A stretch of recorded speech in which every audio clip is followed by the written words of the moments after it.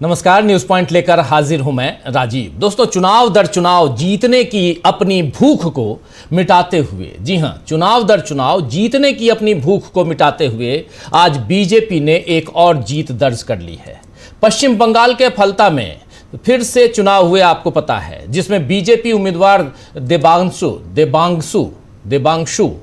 देबांशु ने एक तरफा जीत हासिल की है। इस पर भले सीएम शुवेंदु अधिकारी की तारीफ की जाए कि उन्होंने सरकार बनाते ही बीजेपी को बड़ी जीत दिला दी, 1 लाख से भी ज्यादा वोटों से।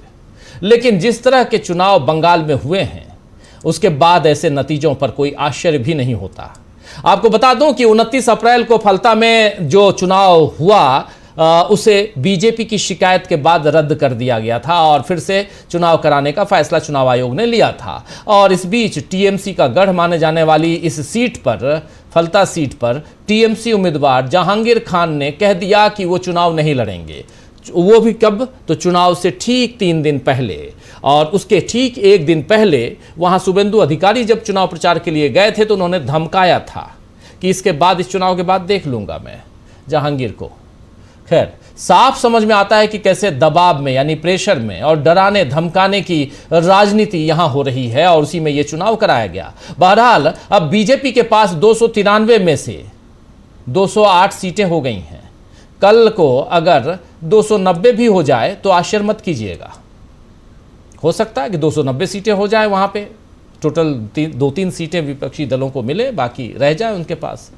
मोदी मॉडल में इसी तरह की जीत बीजेपी को मिल रही है, वो आप लगातार देख रहे हैं, चाहे वो बिहार हो या पश्चिम बंगाल हो या असम हो। इसी मॉडल में एक तरफ लोकतंत्र को लेकर चिंता जताई जा रही है और दूसरी तरफ संवैधानिक संस्थाओं की स्वतंत्रता पर सवाल उठ रहे हैं। चुनाव आयोग पर सवाल उठ ही रहे हैं और सवाल न्यायपालिका पर भी उठ रहे हैं। न्यायपालिका भी इस चिंता के दायरे में अब आ रही है। आपको बता दूं कि अब मुख्य न्यायाधीश सीजेआई, जिनको कहते हैं chief justice of India, Suryakant की एक और टिप्पणी पर विवाद हुआ है और कई लोगों ने बाकायदा खत लिखकर अपनी आपत्ति दर्ज कराई है इस टिप्पणी पर। आपको बता दूं कि 11 मई 2026 यानी इसी महीने 11 तारीख को पीपावा पोर्ट विस्तार मामले की सुनवाई के दौरान सीजेआई सूर्यकांत और जस्टिस जॉय माल्या बागची, इन 2 जजों की बेंच और थी, और इसने पर्यावरण संबंधी याचिकाओं को लेकर तीखी मौखिक टिप्पणियां की, जिसे लेकर अब देश भर के 600 से ज्यादा नागरिकों और पर्यावरणविदों और कानूनी विशेषज्ञों ने विरोध जताया है। दरअसल कहा गया था कि इस देश में जिस प्रकार की याचिकाएं दायर की जाती हैं, इस देश में जिस प्रकार की याचिकाएं दायर की जाती हैं, उनका मकसद सिर्फ सभी विकास परियोजनाओं को रोकना होता है। आप हमें देश की एक भी ऐसी परियोजना दिखाइए जहां ये तथाकथित पर्यावरणविद और कार्यकर्ता ये कहते हों कि हम इस परियोजना का स्वागत करते हैं। ये दोनों जजों की बेंच में से खासकर चीफ जस्टिस ऑफ इंडिया का यह बयान है।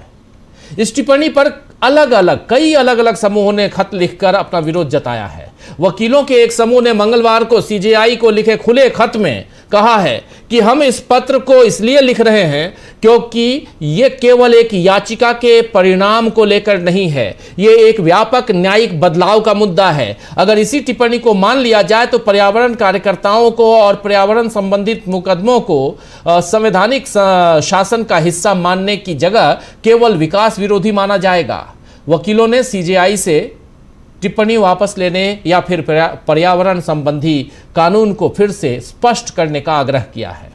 वहीं यूनाइटेड कंजर्वेशन मूवमेंट के जोसेफ हूवर का कहना है, जी हां, यूनाइटेड कंजर्वेशन मूवमेंट, इसके हैं मेंबर जोसेफ हूवर, उनका कहना है कि ये टिप्पणियां उन नागरिकों को संदिग्ध बनाती हैं जो लोकतंत्र में अपनी जिम्मेदारी निभा रहे हैं।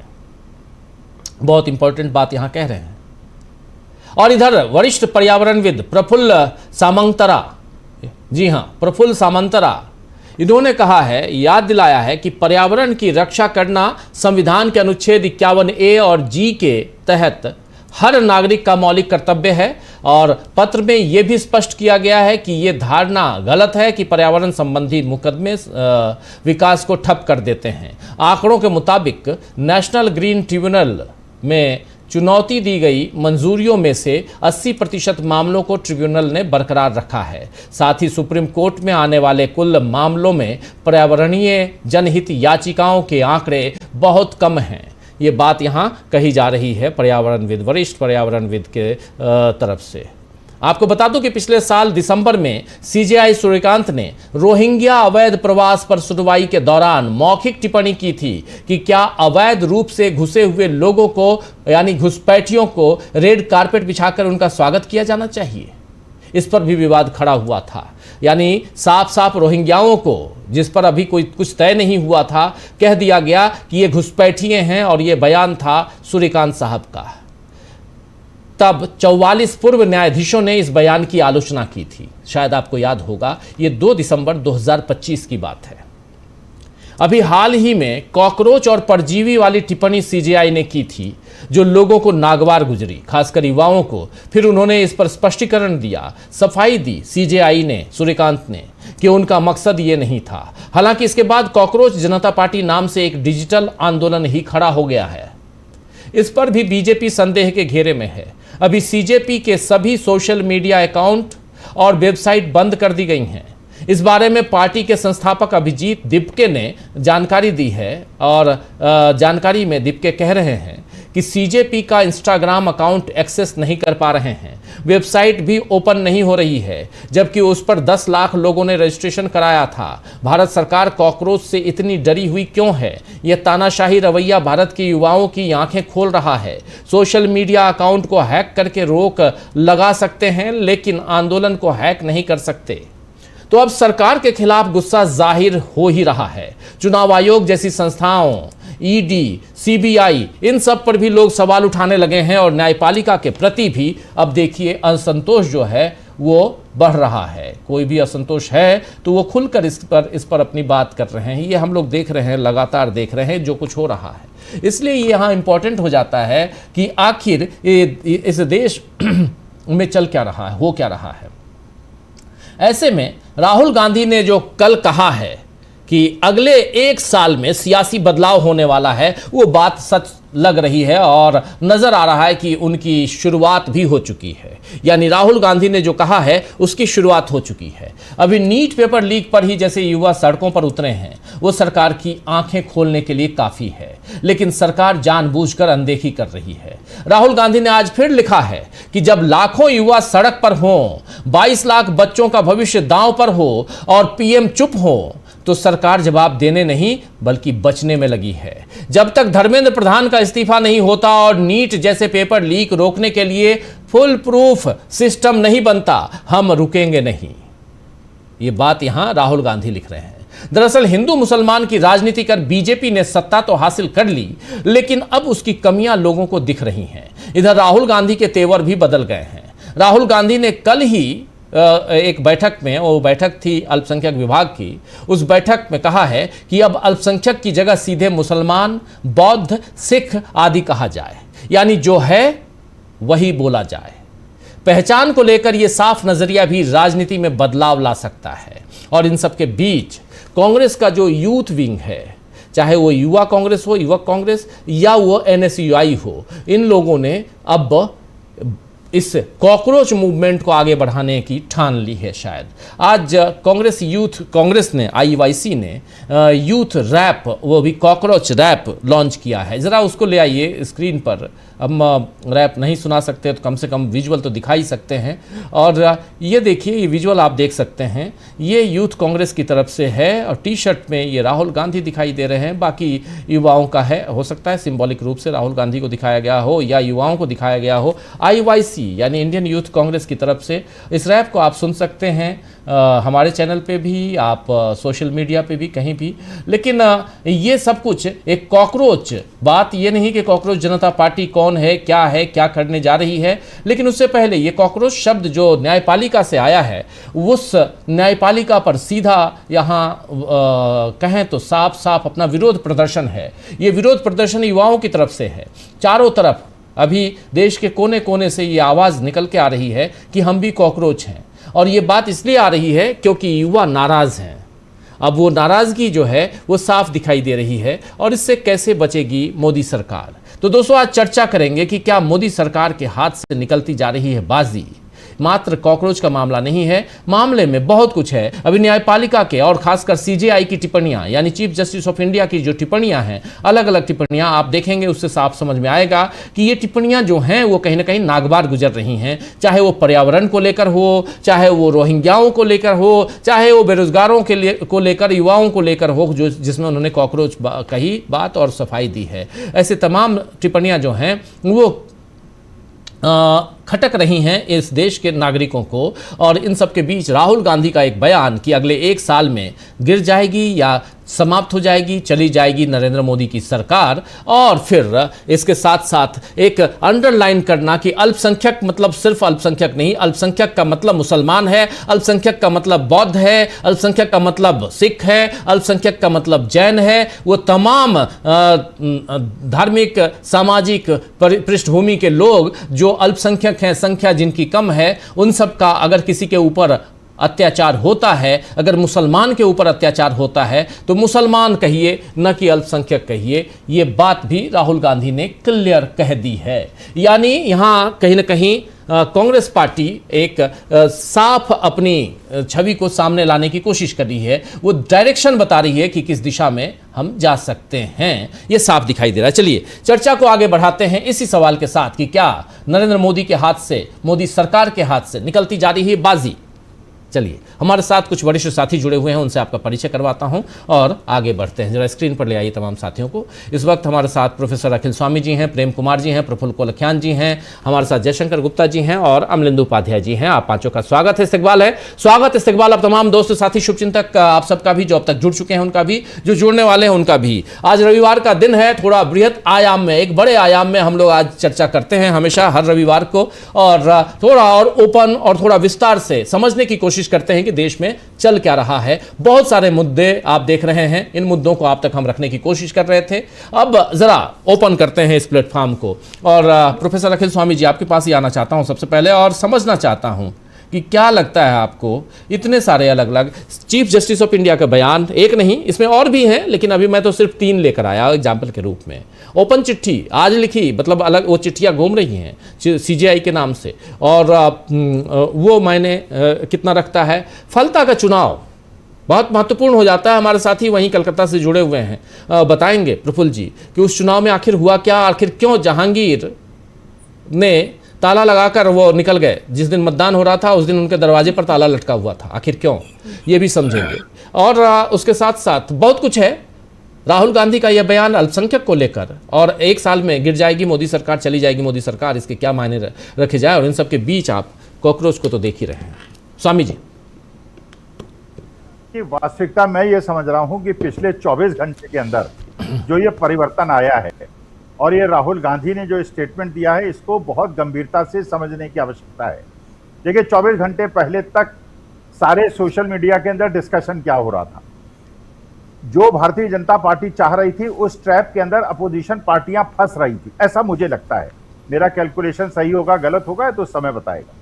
मुझे ऐसा लगता है कि जो कॉकरोच जनता पार्टी है ये एक प्रकार से एक सोशल मूवमेंट है, ये कोई अभी पॉलिटिकल पार्टी, ये एक सोशल मूवमेंट है। और ये सोशल मूवमेंट इसलिए आवश्यक था कि भारतीय जनता पार्टी, देखिए 2-3 कारणों से हर जितने भी डिस्कंटेंट थे जनता के, उसको तिरस्कृत कर देती थी। पहला क्या था? पहला यह था कि हमारे देश की आज बहुत बड़ी समस्या ये हो गई है, जब किसानों की कोई समस्या होती है तो बाकी समाज के लोग कहते हैं अरे ये तो किसानों की समस्या है, हमें क्या लेना, हम तो किसान नहीं है। फिर उसके बाद ये लोग सोशल मीडिया और जो आईटी सेल है वो दिखाता है ये किसान नहीं है, ये तो खालिस्तानी है, ये किसान नहीं है क्योंकि अगर किसान होते तो खेतों में होते, ये यहाँ पे क्यों आंदोलन कर रहे हैं। फिर अगर इनके बच्चे विदेश से पैसा भेज रहे हैं अपने बाबा दादी के लिए या अपने चाचा चाची के लिए तो ये विदेशी फंडेड है। तो किसानों को इन लोगों ने अलग छोड़ दिया बाकी समाज के लोगों ने। जब हमारे देश के 22 लाख बच्चे नीट परीक्षा लीक होने की वजह से परेशान हुए तो बाकी समाज के लोगों ने कहा भाई हमें क्या, हमारे बच्चे तो बड़े हो गए हैं, हमारे बच्चे तो छोटे हैं, हमारे बच्चों को क्या लेना देना, हमें तो कोई अंतर नहीं पड़ता, 22 लाख के परिवार वाले जाने। जब आपने देखा अग्निवीर बच्चे बने तो अग्निवीरों को अलग छोड़ दिया गया। देखिए ये जो सोशल मूवमेंट है आज के तारीख में, जिसे हम कहते हैं कि एक सोशल मीडिया का मूवमेंट है, आज के तारीख में पॉलिटिकल पार्टी तो है नहीं। अब इससे फायदा ये है, देखिए समस्या क्या थी, एक बात आप डॉक्टर सुनीलम को जानते होंगे, बताते हैं कि हमारे मध्य प्रदेश के अंदर जंगल काटे जा रहे हैं और वहां पे अगर आदिवासी लोग आंदोलन कर रहे हैं तो 2-2, 3-3 हजार पुलिस वाले इकट्ठे होके वहां पे आदिवासियों को अरेस्ट कर रहे हैं और जंगल काटे जा रहे हैं। अच्छा, ये भी जैसे आपने कहा चीफ जस्टिस ऑफ इंडिया ने कहा, इसका मतलब ये है, चीफ जस्टिस ऑफ इंडिया का कहने का मतलब क्या है, उसका जरा हम लोग निष्कर्ष प्रयास करें। उनका निष्कर्ष निकालने का प्रयास यह है कि भैया अगर 55 डिग्री भी टेम्परेचर हो जाए, अगर पानी पूरी तरह से सूख जाए और लोगों को पानी न मिले, आपने सुना ही होगा इंदौर के अंदर पहले तो गंदा पानी पीने से लोग मरे, आज वहां लोग अपने सभासद क्या पहुंच गए क्योंकि पीने का पानी नहीं है। उत्तर प्रदेश के अंदर पूरा बिजली का कट हो रहा है, घरों के अंदर 24 घंटे में 12 घंटे बिजली नहीं आ रही है। तो ये सारे जो डिस्कंटेंट हैं जो अलग अलग हैं, अब ये टोटल एक अम्ब्रेला के नीचे आ गए हैं। कल तक मेरा भी लोगों ने आलोचना की, उन लोगों ने आलोचना की जो मेरे बड़े अच्छे मित्र हैं, वो कहते थे स्वामी साहब अभी तक तो आप राहुल गांधी की प्रशंसा करते थे, अब आपने कॉकरोच जनता पार्टी ज्वाइन कर ली। मैंने कहा देखो, अभी भी मैं मानता हूं, अभी भी मेरा दृढ़ विश्वास है कि भारत को अगर कोई व्यक्ति अगर दिशा दे सकता है तो राहुल गांधी है, क्योंकि वो गांधीवाद में पक्का बिलीव करता है, सेकुलरिज्म में पक्का बिलीव करता है, उसे इंटरनेशनल अफेयर्स की भी नॉलेज है, उसे इकोनॉमिक्स की भी नॉलेज है, और वो जो सोशल जस्टिस का मुद्दा है और सोशल इंटीग्रेशन का मुद्दा है वो भी उसको पता है। लेकिन मैं ये मानता हूं कि कॉकरोच जनता पार्टी में और कांग्रेस की विचारधारा में कोई कंट्रडिक्शन नहीं, लेकिन आज के तारीख में अगर ये आपके यूथ कांग्रेस के लोग और कांग्रेस के लोग अगर उसी प्रकार से अपने को प्रदेश, हुआ क्या जो भारतीय जनता पार्टी चाहती थी, विपक्षी दलों ने कॉकरोच जनता पार्टी पे अटैक करना शुरू कर दिया। अरे वो लड़का जो है, जो अमेरिका में बैठा हुआ है, उस बेचारे को इस समय प्रोटेक्शन की आवश्यकता है, और मैं तो एक निवेदन करूंगा अगर राहुल गांधी को, उसे केवल ये कहें लीगल प्रोटेक्शन आपको देते हैं, हम आपको प्रोटेक्शन देंगे, हम आपको इसके साथ खड़े होंगे, आप हिंदुस्तान आइए, फाइट कीजिए, और सारे हिंदुस्तान के अलग अलग समाज के लोग जो पीड़ित हैं, जो उत्पीड़न उनका, बच्चों का रेप हो रहा है, बड़े बड़े भ्रष्टाचारियों को पार्टी में शामिल करके बड़े बड़े पद दिए जा रहे हैं। अब वो आप देख रहे हैं कि वहां पे राघव चड्ढा को एक बहुत बड़ा पद मिल गया कि उन्होंने आम आदमी पार्टी को धोखा दिया। तो ये जो सारी चीजें हो रही हैं अलग अलग सेगमेंट्स में नहीं होंगी। अब ये भारत के अंदर, अच्छा फिर एक कॉल दे दी उन्होंने कि 22 लाख बच्चों के साथ हम खड़े हुए हैं। तो क्योंकि देखिए मुश्किल क्या होती है राजीव जी, मैं समझता हूं भाई राहुल गांधी कितनी भी अच्छी बात कर लें, कितनी भी शुद्ध बात कर लें, लेकिन एक बैगेज लेके चलते हैं अपने साथ। जब भी कोई बात होती है फिर वो पंडित जवाहरलाल नेहरू की बात करने लगते हैं, इंदिरा गांधी की बात करने लगते हैं, फलाने ने ये किया, ढिकाने ने ये किया, कांग्रेस ने ये किया, एक अंग्रेज ने बनाया था। आम आदमी पार्टी वाले बात करते हैं तो शराब घोटाले की बात करने लगते हैं, आरजेडी वाले बात करते हैं तो लालू प्रसाद यादव की बात करने। अब ये पार्टी ऐसी है, इसकी कोई बैगेज ही नहीं है, इसकी कोई हिस्ट्री नहीं है, तो इसको एक सोशल अम्ब्रेला तक की तरह यूज करते हुए मेरे ख्याल से इस मामले में अखिलेश यादव ने बहुत अच्छा निर्णय लिया। उन्होंने कहा कि हम कॉकरोच जनता पार्टी के साथ हैं, और अब धीरे धीरे सारे अपोजिशन को ये रियलाइज कर लेना चाहिए हमारे देश को इस तानाशाह और इस प्रकार से बिल्कुल इस प्रकार की रूथलेस सरकार, जिसका उद्देश्य केवल जनता अपने इलेक्शंस को जीतना है और अपनी सारी विचारधारा को इस देश के अंदर थोपना है और सेकुलरिज्म को और संविधान को पूरी तरह से खत्म कर देना है। और जिस प्रकार से न्यायाधीश महोदय की तरफ से ये स्टेटमेंट्स आ रहे हैं, कभी तो अनएम्प्लॉयड यूथ को कॉकरोच कह देते हैं, कभी कहते हैं पर्यावरण की कोई आवश्यकता ही नहीं है, जैसा चाहे बनाए, वरना तो हर जगह लोगों को परेशानी होती है, फैक्ट्री लगती हैं। तो ये जो परिस्थिति आज के तारीख में बन रही है, क्योंकि हर जगह दो ऐसे लोग जिन्होंने भारतीय जनता पार्टी के कट्टर समर्थक थे, लेकिन अब जो मुश्किल हो गई है, जैसे फलता की आपने बात की, रोते रहे कांग्रेस वाले, रोते रहे, एक साल के बाद समाजवादी पार्टी वाले भी रोएंगे।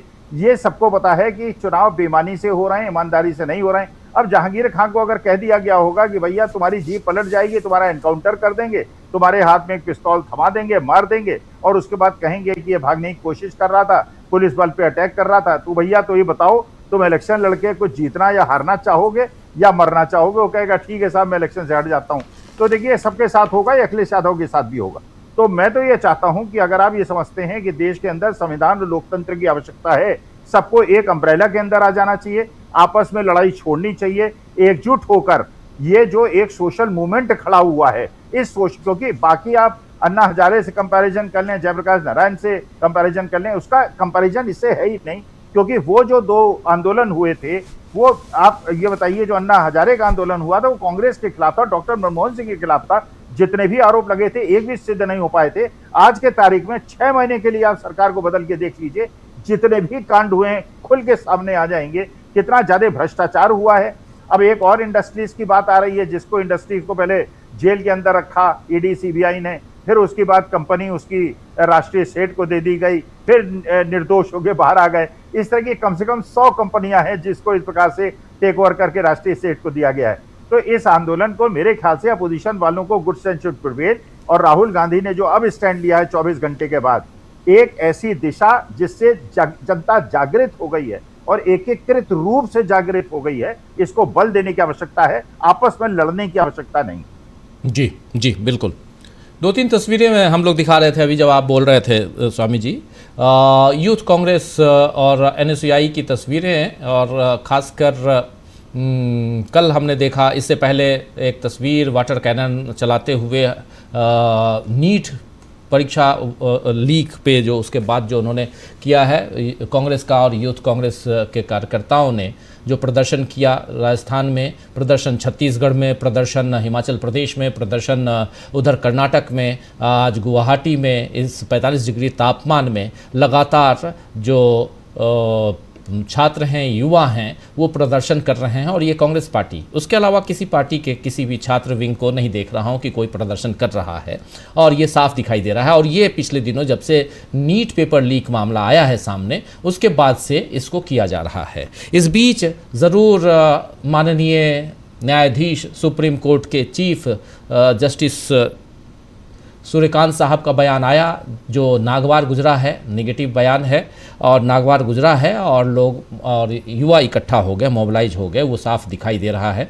लेकिन पहले से मोबिलाइज हो रहे थे, इस चीज़ को हम ना इनकार करें कि वो मोबिलाइज नहीं हो रहे थे, वो हो रहे थे। प्रेम कुमार जी, आपके पास आना चाहता हूँ, ज़रा इस बात को, इसको थोड़ा और विस्तार से बात करने की ज़रूरत है, और कई हमारे साथी हमारे स्टैंड को भी क्लियर नहीं समझ पा रहे हैं। स्वामी जी पे भी कई लोगों की आपत्तियां हैं। कल मेरे पास एक मेल भी आया और काफ़ी आपत्ति दर्ज कराई गई। मैं चूँकि मेल और हमारे किसी दर्शक का है, तो इसलिए मैं स्वामी जी को बाद में फ़ोन करके नहीं, मैं सोचा था कि इस कार्यक्रम के दौरान कहूँगा। मैं इस कार्यक्रम के दौरान ऑन एयर कह रहा हूँ कि उनके खिलाफ, उनके वक्तव्यों पर भी मेरे पास वो आए कि स्वामी जी कॉकरोच के ज़रिए कहीं ना किसी दूसरे पक्ष का साथ देने की कोशिश कर रहे हैं।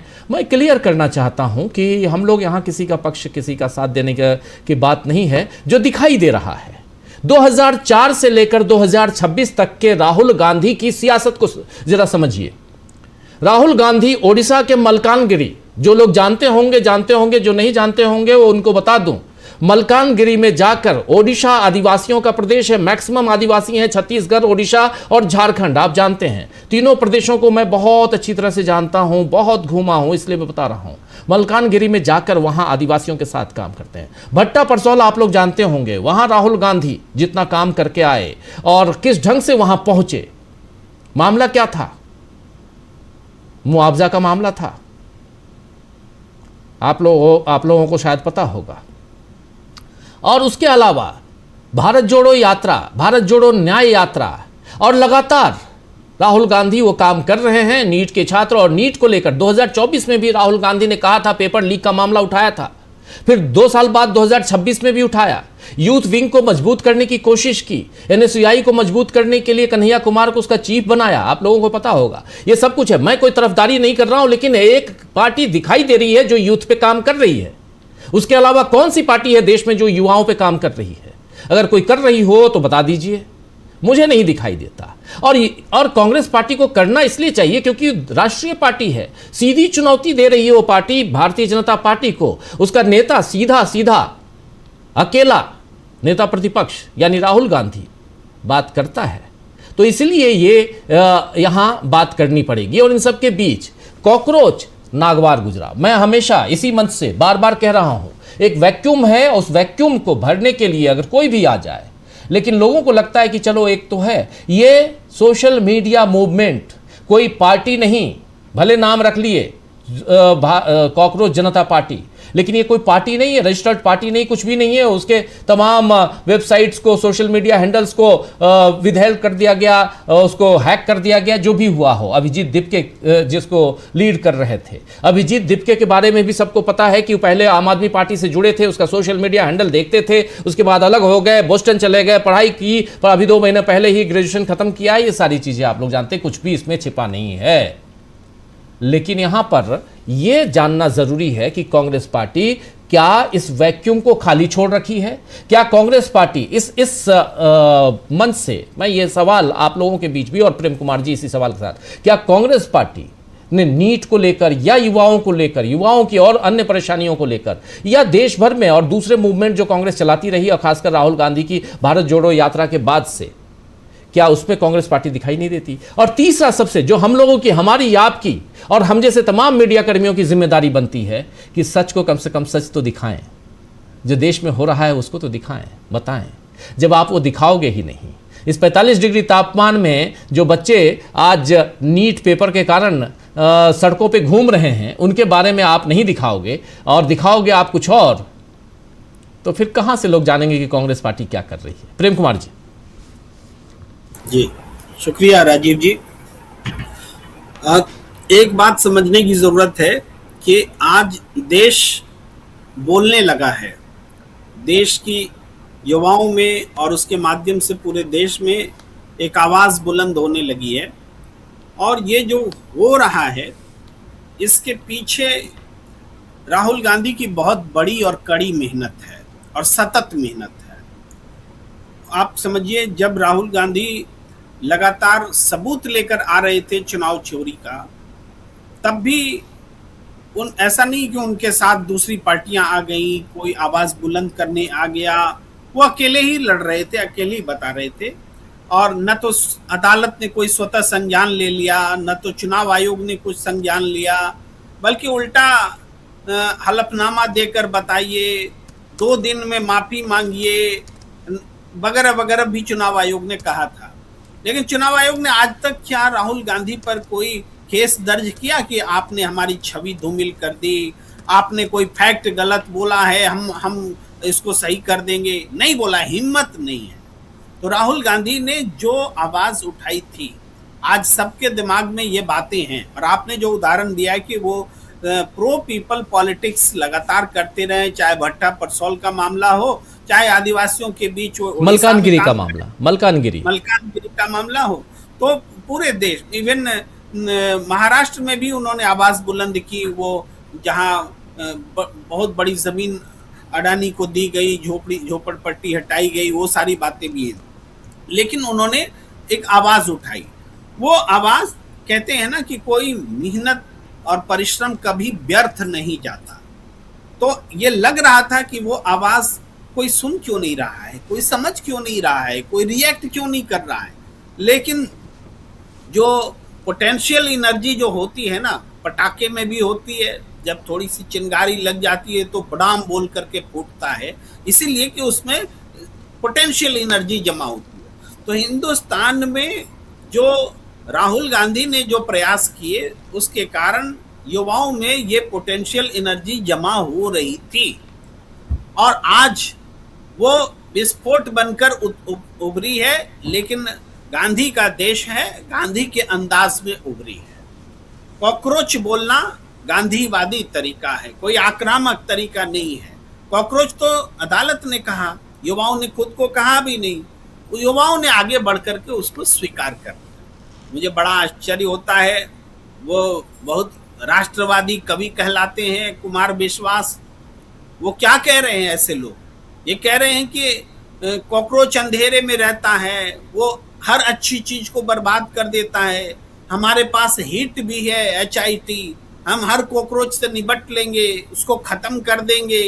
यानी हमने पहले भी बताया, कहीं कोई चप्पल से मारने की बात कर रहा है, कहीं हिट से मारने की बात कर रहा है, लेकिन ये जो कॉकरोच हैं, ये कॉकरोच ये एक आंदोलन का रूप ले चुका है।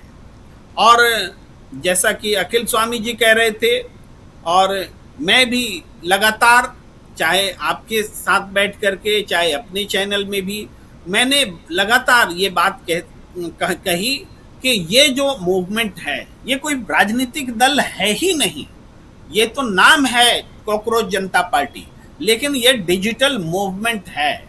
और इस मूवमेंट से दूर रह करके आप कोई सफल राजनीति नहीं कर सकते। इस मूवमेंट से जुड़ करके आप उस राजनीति को बढ़ाएंगे, क्योंकि ये मूवमेंट जो है ये प्रो कांग्रेस मूवमेंट है, या कांग्रेस के आंदोलन या राहुल गांधी ने जो कुछ खड़ा किया उसका ये एक्सटेंशन है। तो एक्सटेंशन है, तो इस वजह से ये तो कांग्रेस का मूवमेंट हुआ। राहुल गांधी और कांग्रेस को जितनी जल्दी हो, अब उन्होंने शुरू कर दिया, आपने बताया कि यूथ कांग्रेस ने कॉकरोच के ही नाम से तरह तरह की चीजें शुरू की और अब वो दिखने लगा है। ये मुझे लगता है कि हो सकता है हम सबके ये प्रयास का नतीजा हो कि हमने ये दिखाना बताना चाहा कि ये कॉकरोच मूवमेंट सत्ता के खिलाफ है, सिस्टम के खिलाफ है, और वही सिस्टम जिसको राहुल गांधी ने इंडियन स्टेट का नाम दिया था जब लोगों को बहुत बुरा लगा था। लेकिन ये तो साबित हो गया कि ये इंडियन स्टेट से लड़ाई लड़नी पड़ रही है युवाओं को, सुप्रीम कोर्ट से लड़ना पड़ रहा है युवाओं को। भाई कोई सोच सकता था कि हम सुप्रीम कोर्ट से लड़ेंगे, लेकिन हम कैसे लड़ेंगे सुप्रीम कोर्ट से? संवैधानिक संस्था है, उनकी नाक बहुत ऊंची है, कट जाएगी, कैसे लड़ेंगे? तो हमने कहा कि भाई आप हमको कॉकरोच बोलते हैं, हम स्वीकार करते हैं आपका। यही लड़ाई का तरीका बन गया। हम आपका कोई नुकसान नहीं कर रहे हैं, हम तो आपकी इज्जत कर रहे हैं, आप हमें बेइज्जत करते रहिए, हम बेइज्जती को स्वीकार कर रहे हैं। हम कॉकरोच हैं ही, हम ऐसे ही चप्पल से पीटे जाने वाले हैं, हम ऐसे ही हीट से मारे जाने वाले हैं, ऐसे ही हम आपके हम लोग का शिकार होते रहेंगे, लेकिन हम कॉकरोच। ये जो है इसको बोलते हैं मूवमेंट, इसको बोलते हैं अहिंसात्मक आंदोलन, इसको बोलते हैं गांधी का देश।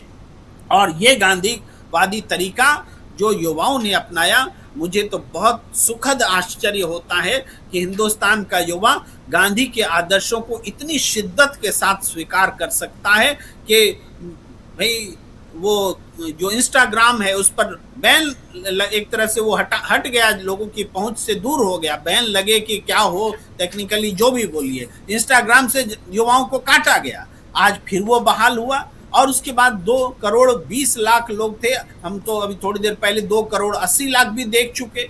तो इतने सारे लोग जो तेजी से जुड़ रहे हैं, ये युवा इस देश के युवा हैं, वो उसको कांग्रेसी और भाजपाई और इस तरह से नहीं देखा जाए, उनको सिस्टम के खिलाफ आक्रोश के रूप में देखा जाए।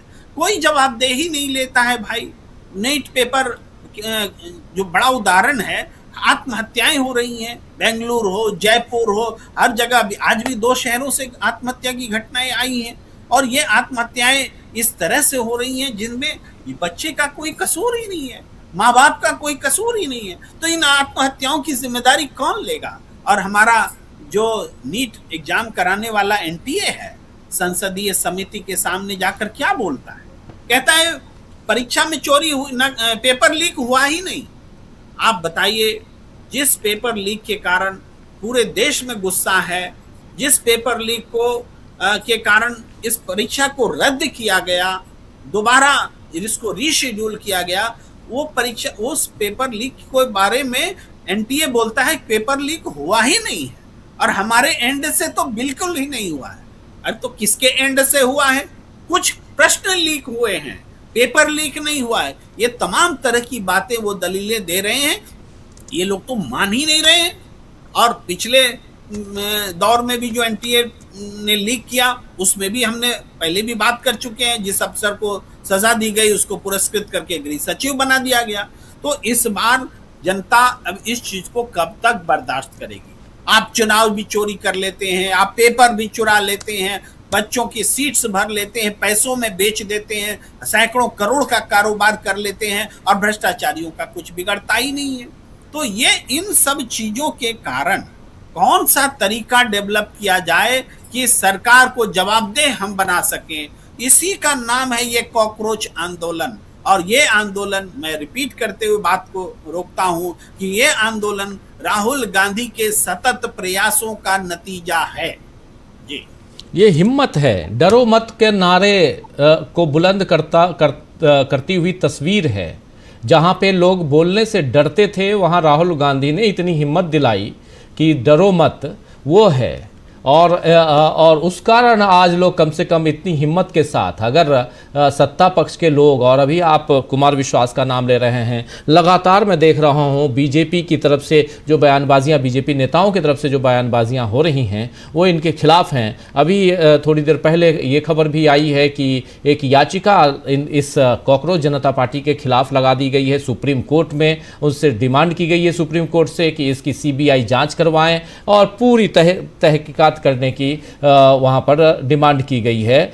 याचिकाकर्ता ने अदालती कार्रवाई में मौखिक टिप्पणियों के व्यावसायिक शोषण, ट्रेडमार्क के दुरुपयोग, मुद्रीकरण, इन सब में शामिल व्यक्तियों के खिलाफ भी जांच की मांग की है, वकीलों के खिलाफ भी जांच की मांग की है, और उसके अलावा कॉकरोच जनता पार्टी से जुड़ी गतिविधियों की जांच की मांग की गई है। ये 3 है, इसमें ये याचिका लगाई गई है, ये इंपॉर्टेंट। लेकिन इधर इनका एक सहयोगी दल टीडीपी का कहना है, साफ साफ कहना है टीडीपी का कि यूथ मोबिलाइज हो रहे हैं और ये मूवमेंट जो है ये कहीं ना कहीं तकलीफदायक हो सकता है और इस पर ध्यान देने की ज़रूरत है। टीडीपी का कहना है कि कॉकरोच जनता पार्टी आंदोलन युवाओं की चिंताओं को दर्शाता है और इसे नीति निर्माताओं तक पहुंचाया जाना चाहिए। ये बहुत बड़ी बात यहाँ पर टीडीपी का कहना है। तो ये सब कुछ आप समझ लीजिए कि कैसे धीरे धीरे मामला सिर्फ अभिजीत दीपके का मामला नहीं है, ये मामला जो है युवाओं का है और युवाओं में इतनी ताकत बोलने की, विरोध प्रदर्शन की ताकत आखिर आई कहां से। जयशंकर जी आपके पास आना चाहता हूं, फिर आगे बढ़ेंगे और प्रफुल्ल जी उधर चुनाव पे भी आपसे बात करनी है, फलता सीट की। जयशंकर जी जरा विस्तार से इस बात को, इस पूरे, चूंकि आपने छात्रों के मूवमेंट को, उस मूवमेंट को देखा है जहां पर उसके बाद देश में इमरजेंसी तक के हालात हो गए, इमरजेंसी लगाई गई, यानी जेपी आंदोलन की बात कर रहा हूं, और वहां से लेकर उससे पहले और उससे बाद कई छात्रों के आंदोलन हुए, देश ने देखा। लेकिन ये अभी तक आंदोलन का स्वरूप नहीं बना है। यहाँ सिर्फ और सिर्फ कुछ एकजुट हुए हैं, वो भी सोशल मीडिया पे, लेकिन एक आंदोलन यहाँ चल रहा है। हम इस जो आंदोलन चल रहे हैं, ये तस्वीर, पता है ये तस्वीर कहाँ की? ये तस्वीर है इंदौर की, जहां पानी के लिए भी हमारे साथी थोड़ी देर पहले, इससे पहले वाली तस्वीर दिखाइए, इंदौर की। पानी के लिए लोग पहुंच गए और देखिए घड़ा लेकर, आप बताते हैं हमेशा बुंदेलखंड का, क्या वो गाना आप सुनाते हैं, बुंदेलखंड में पानी को लेकर जो तकलीफें हैं, लेकिन ये देखिए इंदौर की हालत है, इंदौर की हालत है, पैर पकड़ रहा है पानी के लिए। पानी, इसी इंदौर में पानी के कारण लोग मरे हैं, अभी स्वामी जी बता रहे थे, और इसी इंदौर में देखिए पानी के लिए कैसे तड़प रहे हैं, तड़प ही रहे हैं, और क्या कहा जाए। इसी गुजरात में, बगल में है, मध्य प्रदेश के बगल में गुजरात है, गुजरात में पानी के लिए 45 फीट तक बच्चियां नीचे उतर रही हैं, 45 फीट नीचे गंदा पानी ले रहे हैं, ये हालत है। तो एक मूवमेंट, मामला सिर्फ इसका नहीं है, मामला ये अलग अलग तस्वीरें हैं, 45 डिग्री, 46 डिग्री, 48 डिग्री तापमान, ऐसे में यूथ अगर सड़क पे हैं, जो है, दूसरी तस्वीरें दिखाइए यूथ कांग्रेस की, एनएसयूआई की, ये सब, ये तस्वीरें देखिए, ये तस्वीरें आज गुवाहाटी में, फिर इधर मध्य प्रदेश में, छत्तीसगढ़ में, राजस्थान में, हिमाचल प्रदेश में, उधर तमिलनाडु में, हर जगह, आंध्र प्रदेश में, सब जगह की तस्वीरें हैं, सब जगह की अलग अलग तस्वीरें हैं जयशंकर जी। और ये एक मूवमेंट है। राजीव जी, पहली बात तो यह है कि जो फाल्ता का नतीजा आया है पश्चिम बंगाल में, बहुत ही खतरनाक संकेत देता है। मतलब जहां से लगातार 3 चुनाव, एक उपचुनाव जहांगीर खान ने बहुत बड़े पैमाने पर जीता था, और उस आदमी को चुनाव मतदान से 2 दिन पहले मतदान प्रक्रिया से बाहर होने की घोषणा करनी पड़े, तो उसके बाद तो नतीजे मालूम ही थे कि क्या होंगे। हालांकि ठीक है, वहाँ के लोगों ने भी, उसमें कुछ लोगों ने सीपीएम को वोट दिया, सीपीएम का जो उम्मीदवार था उसको दिया, 40-50 हज़ार वोट था। हालांकि जहांगीर खान के नाम पर भी 7-8 हज़ार वोट पड़ गए, सबको कम्युनिकेट नहीं हो पाया होगा शायद। लेकिन इसका मैसेज ये है कि अब चुनाव आयोग जहां चाहेगा, जिस तरह से चाहेगा, उसी तरह से चुनाव होगा, उसी तरह से हार और जीत होगी। तो अब इसको काउंटर करने के लिए हम लोग तो बार बार, हम तो ये कहते ही रहे हैं यहाँ भी कहते रहे, हर जगह कहते रहे हैं कि भाई सड़क ही एकमात्र समाधान है, सड़क से ही कुछ हो सकता है। और मेरा तो मानना है कि जब भारत में चुनाव आयोग की स्वायत्तता, निष्पक्षता और स्वतंत्रता की बात होगी और न्यायपालिका की स्वतंत्रता की बात भी होगी, या इतिहास लिखा जाएगा, तो उसमें राजीव कुमार, ज्ञानेश कुमार और हमारे चीफ जस्टिस सूर्यकांत जी का विशेष उल्लेख होगा। हम इसमें नहीं कहना चाहते हैं काले अक्षरों में होगा या स्वर्णिम अक्षरों में होगा, लेकिन विशेष उल्लेख तो जरूर होगा।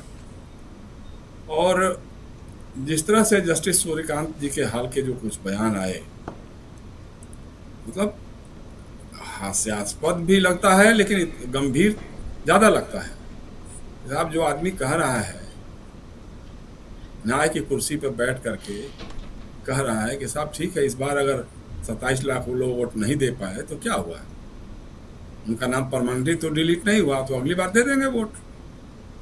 जहां एक वोट के हेर फेर से चुनाव नतीजे बदल जाते हैं, वहां 27 लाख वोटों को वोट देने से रोक दिया जाए, उसको वंचित कर दिया जाए, मतदान से वंचित कर दिया जाए, तो किस तरह का लोकतंत्र और किस तरह की चुनाव प्रक्रिया इस देश में होने वाली है, इसकी झलक इससे मिलती है, साफ साफ मिलती है। उसमें हमारी जो अंतिम ये है न्यायपालिका, जिसकी स्वतंत्रता के लिए हम लोग बातें करते हैं, जिस पर उम्मीदें टिकी रहती हैं, अगर उसका इस तरह से वर्जन आया जाएगा। आप अभी बता रहे हैं कि साहब वो 48 डिग्री 47 डिग्री हाल के वर्षों में या 10-12 वर्षों में, या उससे पहले भी हो सकता है, लेकिन 10-12 वर्षों में तो बहुत ज़्यादा, बहुत बड़े पैमाने पर जिस तरह से पेड़ों की कटान हुई है, वृक्षों की कटान हुई है, उससे आप क्या उम्मीद करते हैं कि किस तरह का हमारे यहाँ जलवायु देखने को मिलेगा, किस तरह का हमारे यहाँ मौसम होगा, कितनी गर्मी होगी, कितनी बरसात होगी। बिहार में राष्ट्रीय सेठ के लिए भागलपुर में जिस तरह से हजारों एकड़ ज़मीन पे लगे हुए पेड़, आम के पेड़ और भी तमाम तरह के पेड़ काट डाले गए क्योंकि वहाँ राष्ट्रीय सेठ का ऊर्जा संयंत्र लगने वाला है। या बस्तर में, छत्तीसगढ़ तो आप अभी चर्चा कर रहे हैं कि बहुत, हमारे गृह मंत्री तो बहुत ही गर्व के साथ कहते हैं कि हमने देखिए नक्सल उन्मूलन कर दिया। नक्सल उन्मूलन किया कि नहीं किया ये तो अलग बात हो सकती है, लेकिन आदिवासियों को इस ढंग से दमित कर दिया, इस तरह से दबा दिया कि अब वो अपने जड़ जंगल जमीन की बात भी खुल करके नहीं कह पा रहे हैं। वही झारखंड में हुआ है, वही उड़ीसा में हुआ है, जंगलों की कटाई हुई है, नए नए संयंत्र वहाँ जाके लगे हैं, खनिजों का दोहन हो रहा है वहाँ पर। तो ये सारी चीज़ें हैं और इसके अंदर कहीं ना कहीं एक आक्रोश उभर रहा है, अंदर अंदर आक्रोश उभर रहा है। लोगों में निराशा है, बेचैनी है, और ख़ास तौर से युवाओं में एक बेचैनी है। और इस मामले में मैं तो शुक्रगुजार रहूँगा जस्टिस सूर्यकांत जी का कि उन्होंने एक ऐसा शब्द दे दिया जिसने इन निराश और आक्रोशित युवाओं को मुद्दे और मंच प्रदान कर दिया, जो बहुत दिनों से बेचैनी महसूस कर रहे थे। और राजीव जी, ये देखिए, हम कह सकते हैं आज NSUI कर रही है, यूथ कांग्रेस कर रही है, क्या नहीं कर रही है वो अलग बात है। राहुल गांधी पिछले 10-12 वर्षों से सही मुद्दे उठा रहे हैं, जायज़ मुद्दे उठा रहे हैं, लेकिन सबसे बड़ी कमी ये रही है कि वो ऐसा संगठन नहीं बना पा रहे हैं जो उसके लिए फॉलो अप कर सके। भट्टा पारसोल की चर्चा हम लोग गाहे बगाहे कर लेते हैं, लेकिन कांग्रेस कभी उस पर चर्चा करती है क्या? या मकानगिरी को लेकर के कांग्रेस फिर कभी गंभीर रही, वहाँ कोई आंदोलन चला क्या? या किसानों की समस्याओं को लेकर, युवाओं की समस्याओं को लेकर आप कभी सड़कों पे आए क्या? चुनाव आयोग इतनी धांधली कर रहा है, लेकिन कोई भी प्रदर्शन कांग्रेस के नेतृत्व में विपक्ष के लोगों ने जंतर मंतर से लेकर के पटना, कलकत्ता या रायपुर के मैदानों में कभी किया है क्या? नहीं, पहले किया है, पहले किया है। पहले कभी नहीं, पहले कभी नहीं। मैं अभी बता रहा हूँ क्योंकि ये भी वो गलत नहीं जाना चाहिए। अभी चुनाव की धांधली को लेकर पटना में राहुल गांधी और तेजस्वी यादव निकले, ठीक चुनाव से पहले बिहार में निकले, और ठीक चुनाव से पहले, और उसके बाद यहाँ संसद में लगातार प्रदर्शन होता रहा। फिर संसद भवन से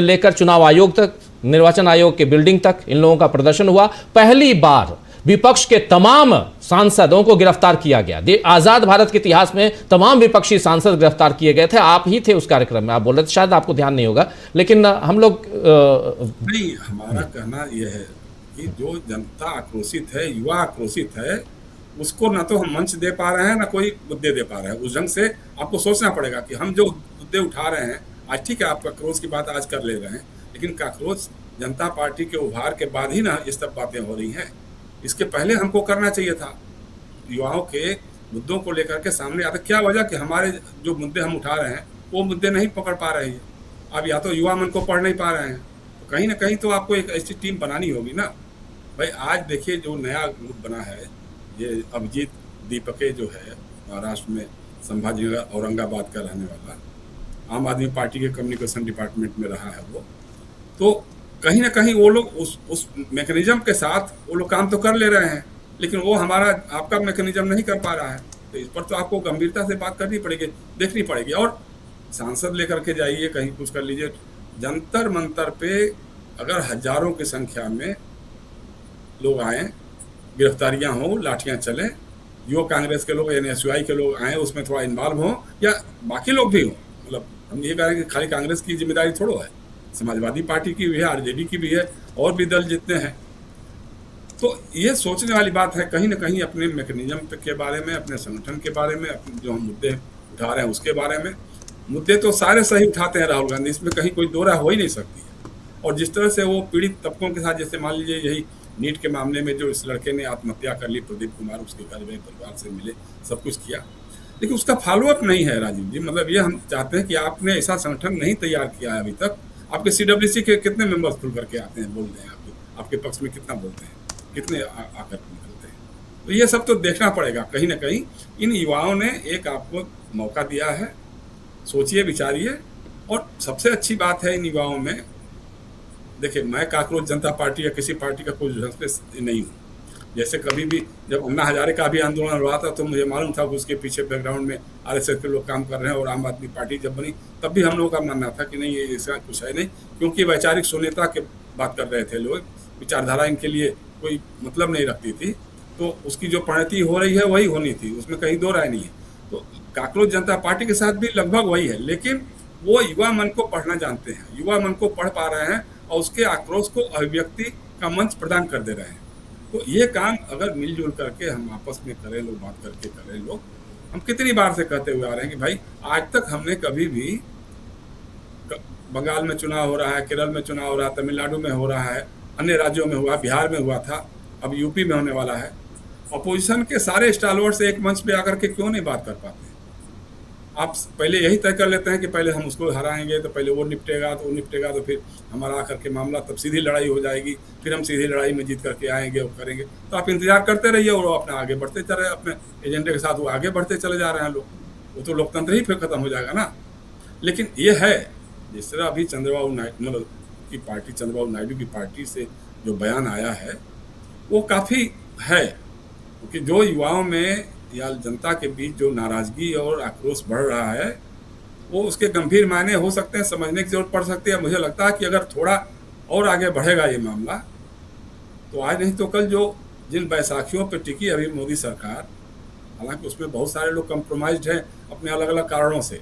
चंद्रबाबू नायडू के जितने मुकदमे थे वो सारे लगभग खत्म ही हो गए हैं, तो वो रहेंगे लोग। लेकिन एक समय आ सकता है कि अगर जनता सड़कों पर निकल के आ जाएगी और दिखेगा कि नहीं साहब इसके पीछे ताकते हैं, तो फिर कहीं ना कहीं हमारे हुक्मरानों को सोचना पड़ेगा, और जो उनको साथ दे रहे हैं लोग, उनको भी विचार करना पड़ेगा कि हम कहीं जनता के बीच से खारिज तो न हो जाए।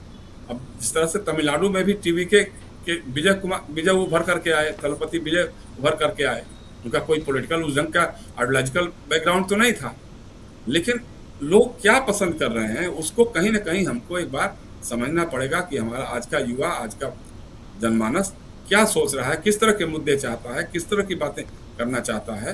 अब ये अभिजीत दीपके या उनके कांग्रेस जनता पार्टी के लोग बहुत कठोर भाषा में तो बात नहीं कर रहे हैं, तो व्यंग्यात्मक लहजों में बात कर रहे हैं, लेकिन वो बातें लोगों को, युवाओं को अपील कर रही हैं। और सबसे अच्छी बात है कि जैसा बांग्लादेश में हुआ था, श्रीलंका में हुआ था, नेपाल में हुआ था, उससे इतर हिंदुस्तान में हुआ था, क्योंकि ये गांधी का देश है। क्योंकि नेहरू और जयप्रकाश नारायण लोहिया का देश है ये। हम सिविल नाफरमानी की बातें करते हैं, हम हिंसा की बातें नहीं करते हैं। उन देशों में हिंसा हुई थी, लेकिन हमारे यहाँ अभी भी अहिंसक ढंग से प्रतिरोध जिंदा है और उसी को सड़क पर के लाना है। उसमें अगर विपक्ष के दल एकजुट होकर के कुछ कर सके तो बहुत बड़ी बात होगी। नहीं तो जिस ढंग से इनका काम आगे बढ़ रहा है राजीव जी, मुझे बहुत निराशा होती है कई बार कि जिस ढंग से आरएसएस और भारतीय जनता पार्टी के लोग एक एक संस्थाओं पे कब्जा करते चले जा रहे हैं। छोटे मोटे तो ठीक है, होते ही रहते हैं, लेकिन कभी कोई उपचुनाव जीत जाएगा, कभी चुनाव हार जाएगा, ये सब तो होता रहेगा। कहीं जीत जाएंगे, कभी आप हार जाएंगे, लेकिन वो सुनियोजित ढंग से लोकतंत्र को खत्म करके फांसीवाद की स्थापना के पूरे तरह से प्रयास में लगे हुए हैं, सुनियोजित तौर पे लगे हुए हैं। और इसको अगर हमारे विपक्ष के लोगों ने, हमारे लोगों ने, इंटेलिजेंसिया ने, सो कॉल्ड जो हमारी इंटेलिजेंसिया है, उन्होंने अगर समय रहते नहीं पहचाना तो फिर लोकतंत्र का भविष्य बहुत उज्जवल नहीं मैं कह सकता हूँ। और 2029 जो है इसकी अंतिम कड़ी होगी। जी बिल्कुल बिल्कुल। संवैधानिक संस्थाएं अगर इसी ढंग से, चाहे वो चुनाव आयोग हो, चाहे न्यायपालिका हो, कार्यपालिका हो, अगर सब पर एक पॉलिटिकल पार्टी का कब्जा हो जाएगा, एक पॉलिटिकल पार्टी का कब्जा हो जाएगा, तो फिर आखिर देश कैसे चलेगा। और खासकर भारत जैसा देश, रशिया है, चाइना है, नॉर्थ कोरिया है, इन देशों का हाल तो आप जान रहे हैं। लेकिन मैं भारत जैसे देश की बात कर रहा हूं, और जयशंकर जी बिल्कुल सही कह रहे हैं, उसी देश के में, और जो गांधी का देश है, नेहरू का देश है, लेकिन इसी देश में चुनाव की बात करते ही मुझे हंसी आ जाती है। इसलिए क्योंकि कहीं कुछ दिखाई नहीं देता, और आज का चुनाव तो और भी बिल्कुल जरा नज़दीक से समझना चाहता हूं कि आज के चुनाव में हुआ क्या। और ये चुनाव, इस चुनाव में जहांगीर को क्या कह रहे थे, क्या नाम दिया जा रहा था, क्या हो तुम। एक तो आया संगम कह रहा था, दूसरा जहांगीर ने कुछ और कहा, पुष्पा कह रहा था मैं पुष्पा हूँ, और पुष्पा को देख लूँगा, शुभेंदु अधिकारी। ये क्या चल रहा है पश्चिम बंगाल में, ये देख लूँगा, मार डालूँगा, काट डालूँगा, इधर नज़र मत आना, कह देना उसके परिवार वालों से आ गया है, ये सब क्या है। और इन सब के बीच चुनाव, प्रफुल्ल जी क्या चल रहा है आपके प्रदेश में, ये हो क्या रहा है? आप तो बड़े शांत सौम्य दिखते हैं। नहीं सर, शांत सौम्य तो शिष्टाचार बस तो बैठना ही पड़ता है। लेकिन मामला ये है कि देखिए, शांत सौम्य की बात नहीं, पश्चिम बंगाल में इतने तरह के आक्रोश रहे हैं और इतनी तरह की चीजें हुई है कि लोग बहुत जल्दी इन बातों के इसमें नहीं आते हैं। ऑप्टिक्स बहुत यहाँ पर तगड़ा होता है। ये जो जिस तरह से इनको खामोश कराया गया, इनका कैंडिडेचर तो था लेकिन इनको खामोश कराया गया, इतनी तरह के दबाव पड़े, क्योंकि लोकतंत्र तो उस ढंग से है नहीं, काम नहीं, परफॉर्म नहीं कर रहा है। ठीक है, उसमें थोड़े बहुत हर दल में होता है, लेकिन उससे कोई फर्क नहीं पड़ता है। जो चुनावी प्रक्रिया है वो तो होनी ही चाहिए। ये देखिए कि 2,36,000 के आसपास वहाँ फालता में मतदाता थे और 1 लाख मत से ज्यादा से ये चुनाव जीते हैं। ये ठीक है कि बहुत अचंभा की बात नहीं है, लेकिन देवांशु पांडा के लिए ये निश्चित रूप से अचंभे की बात है कि वो वहाँ से सीट जीत लें। जब उनको वहाँ से दिया भी गया था तो ये पांडा लोग मुख्यतः, आप जानते हैं आप इलाकों को, मुख्यतः ये उड़ीसा से जुड़े हुए लोग, उड़ीसा मुख्य रूप से, पश्चिम बंगाल में भी हैं, बस गए हैं, लेकिन मुख्य रूप से इनकी जड़ें उड़ीसा में होती हैं। तो उड़ीसा, पश्चिम बंगाल और छत्तीसगढ़, ये सब ज्वाइंट जो आदिवासी क्षेत्र की जिसकी आप चर्चा कर रहे थे, उससे होते हैं। लेकिन इसका प्रभाव बहुत तीव्र जाएगा। मैं आपकी जानकारी में बताऊं कि पश्चिम बंगाल में आज एक और महत्वपूर्ण घटना हुई है, और वो घटना ये हुई है कि अमेरिका के विदेश मंत्री मार्को रूबियो कलकत्ता आए हैं और मदर टेरेसा के घर गए, हाउस ऑफ मदर गए। ये 14 साल बाद हुआ है। यानी कि नरेंद्र मोदी जी के सत्ता संभालते ही भारतीय जनता पार्टी और आरएसएस, राष्ट्रीय स्वयंसेवक संघ से समर्थित पार्टी के सत्ता संभालने के बाद पहली बार अमेरिकी विदेश मंत्री कलकत्ता आए और सीधे मदर टेरेसा के घर गए। मैं यहाँ पर फॉरेन कंट्रीब्यूशन रेगुलेशन एक्ट की बात तो नहीं कर रहा हूँ, FCRA, लेकिन एक संकेत बिल्कुल साफ है। हमें संकेतों को भी पढ़ना चाहिए, और संकेत ये है कि राहुल गांधी ने जो बयान दिया है वो उस बयान का कि अल्पसंख्यक कह करके मामले को गोल मोल नहीं किया जाना चाहिए। बल्कि कहना चाहिए मुसलमान, ईसाई, जो भी उससे जुड़े हुए लोग, क्योंकि ऐसा लग रहा है कि मार्को रूबियो भी वही संकेत दे रहे हैं, क्योंकि कलकत्ता के चुनाव का भारतीय जनता पार्टी के पक्ष में चला जाना पूरी विश्व राजनीति में कोई भी स्वाभाविक परिघटना नहीं मान रहा है और इसमें गहरे संकेत देख रहे हैं। अब राहुल गांधी जब कहते हैं कि 1 साल में मोदी की सरकार चली जाएगी, तो उसे मैं जो इस बात को पढ़ रहा हूं वो ये कि 2027 में जब उत्तर प्रदेश के चुनाव होंगे तो शायद मध्यावधि चुनाव भी घटित हो जाए, इसीलिए 1 साल की बात बता रहे हैं। इस 1 साल में जमीन इतनी तप जाएगी कि उस स्थिति में उनको जाना होगा, क्योंकि ये जनता ही इनको हटा सकती है। अभी जिस आंदोलन की हम लोग बात कर रहे थे, देखिए अभी तो ये गुबार है, आंदोलन हुआ नहीं, लेकिन आंदोलन बन जाने के इसमें तमाम लक्षण हैं। अभी ये इसको कई धरना प्रदर्शन जमीन स्तर पर उसके कई पायदानों से गुजरना होगा। आंदोलन बनने में अभी इसको समय लगेगा, लेकिन आंदोलन की संभावनाओं से भरपूर यह कदम है। और इसके साथ ही जो यूथ कांग्रेस अपने ढंग से जिस ढंग से सक्रिय है, वो इसके लैंडफॉल को और वो इसकी दिशा को सही रखने के में वो चीज़ें मददगार होगी। राहुल गांधी जो लगातार प्रयास कर रहे हैं, लगातार जिस प्रकार के अस्पष्ट भाषा में अब चीज़ों को कहने लगे हैं, उसका लोगों के प्रति लोगों के मन में उसके प्रति निश्चित रूप से आशा और सम्मान जग रहा है। और पश्चिम बंगाल में भी ये हो रहा है। ये जब पलटी खाएगा लोगों का मिजाज, तब बहुत बड़ी ज़बरदस्त यहाँ पर कोई स्थिति उत्पन्न होगी, हो सकती है। लेकिन आपने ठीक ही कहा, हमारे सभी साथियों ने भी कहा, ये गांधी का देश है और शांति से और आंदोलन करने का हमारा जो तरीका है, हमारा जो नाफरमानी या सविनय अवज्ञा का जो हमारा कायदा रहा है, वो अभी चूका नहीं है और ये इसके सामने टिक नहीं पाएंगे। इसलिए ये बात तो सही है कि उनके हाथ से भारत सरकार, उनके हाथ से सरकार के हाथ से सत्ता निकलती जा रही है। विदेशी स्थितियों में भी देखिए कि किस प्रकार ये हुआ और किस प्रकार क्वाड के बाद स्क्वाड आ रहा है, जिसमें भारत को अकेला कर दिया गया, अलग कर दिया गया। कहीं हम ढंग से खड़े नहीं हो पा रहे हैं और जो विपत्ति अंतर्राष्ट्रीय स्तर पर वो तो है ही।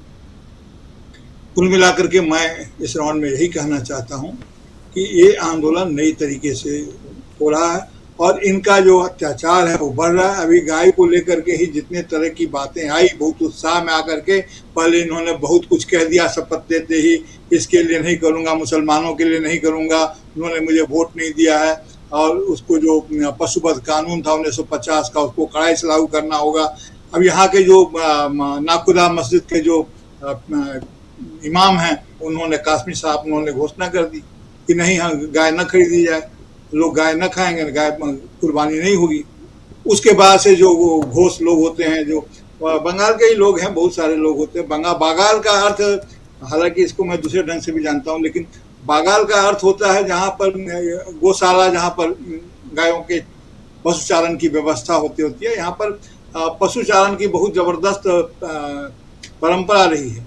गांव देहात के इलाकों में बहुत सारे समुदाय हैं, सिर्फ घोष ही नहीं, बहुत सारे समुदाय हैं जो गो पालन पर जिनकी आजीविका चलती है। और मिल्क बना, जिसको बोलते हैं कि दूध के जो उत्पादन होते हैं, दूध आता है, ये थोड़ा कम हुआ तो अपने बिहार से भी आता है दूध। यहाँ पर मिठाई बहुत चाहिए, मिठाई के लिए छेना चाहिए, तो वो छेना कहाँ से आएगा? तो ये काफ़ी इसकी परंपरा रही है।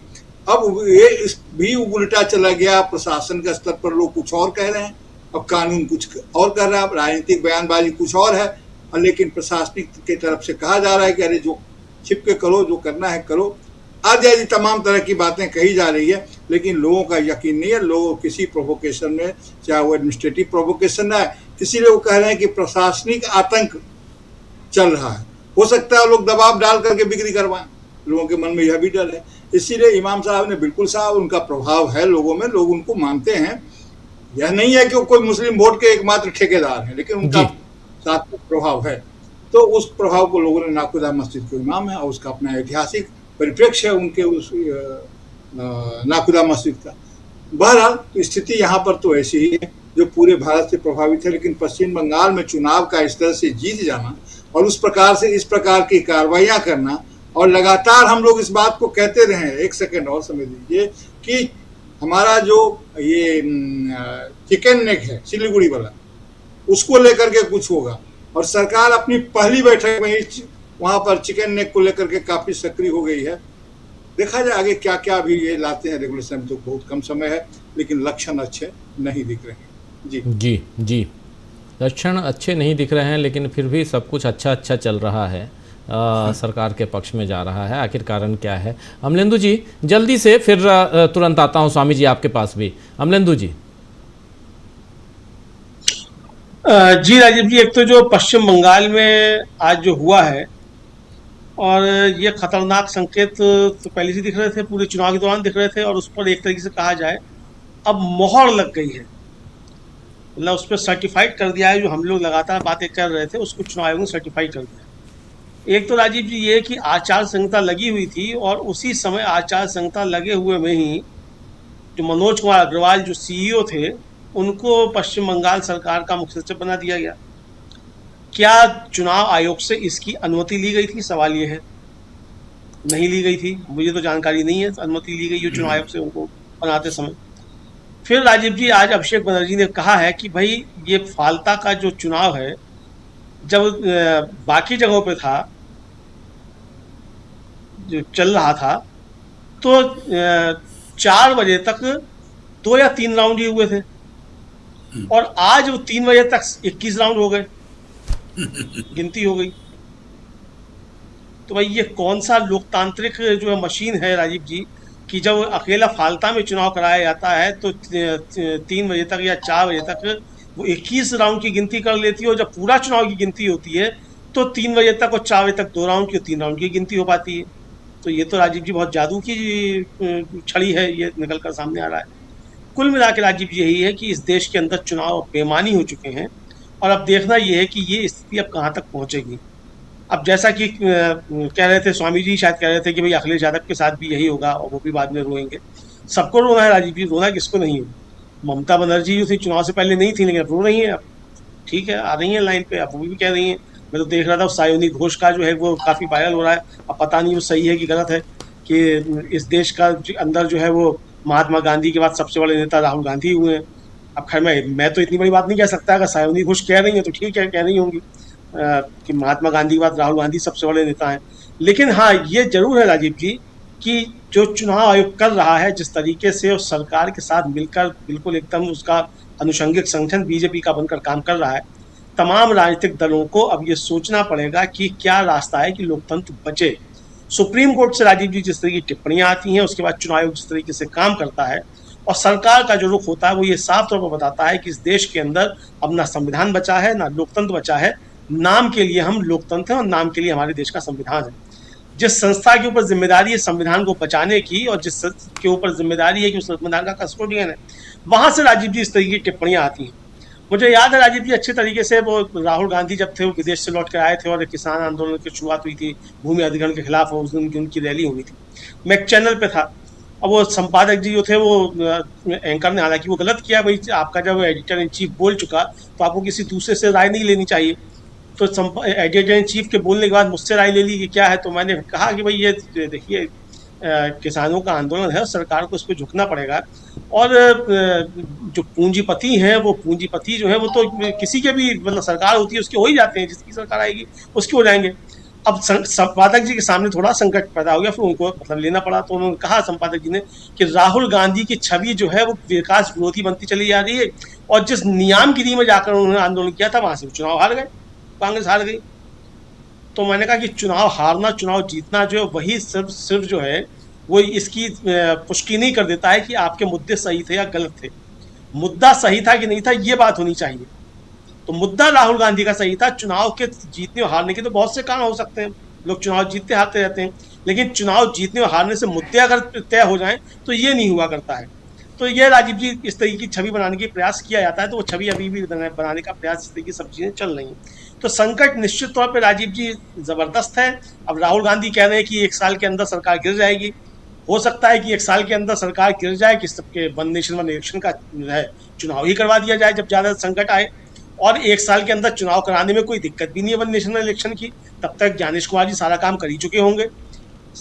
12-13 राज्यों में हो ही चुका है SIR, 12 राज्यों की और घोषणा हो चुकी है, वहां भी SIR हो रहा है। तो जब SIR हो जाएगा राजीव जी, 10 करोड़ के आसपास तो लोग अभी बाहर किए जा चुके हैं, 10 करोड़ के आसपास और बाहर कर दिए जाएंगे।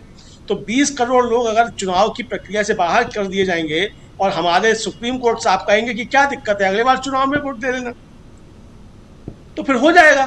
तो फिर वन नेशन वन इलेक्शन में सारी सरकारें राज्यों की भी अपनी होंगी, केंद्र की भी अपनी होगी, दिक्कत क्या रह जाएगी। और हम दुनिया का सबसे बड़ा लोकतंत्र है, इसका हम ढोल तमाशा बजाते रहेंगे।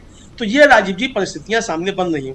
अब राजीव जी जिस तरीके से आंदोलनों की बात चल रही है, देखिए राजीव जी, आंदोलन की रूपरेखा दूसरी हुआ करती है। सोशल मीडिया पे आंदोलन नहीं होते हैं, सोशल मीडिया पे कैंपेन होते हैं। ये कैंपेन चल रहा है, मैं इसको आंदोलन नहीं मान सकता। जो भी चल रहा है, बहुत साफ सी बात ये है, ये कैंपेन है, ये आंदोलन किसी भी हाल में नहीं है। आंदोलन जमीन पे होता है।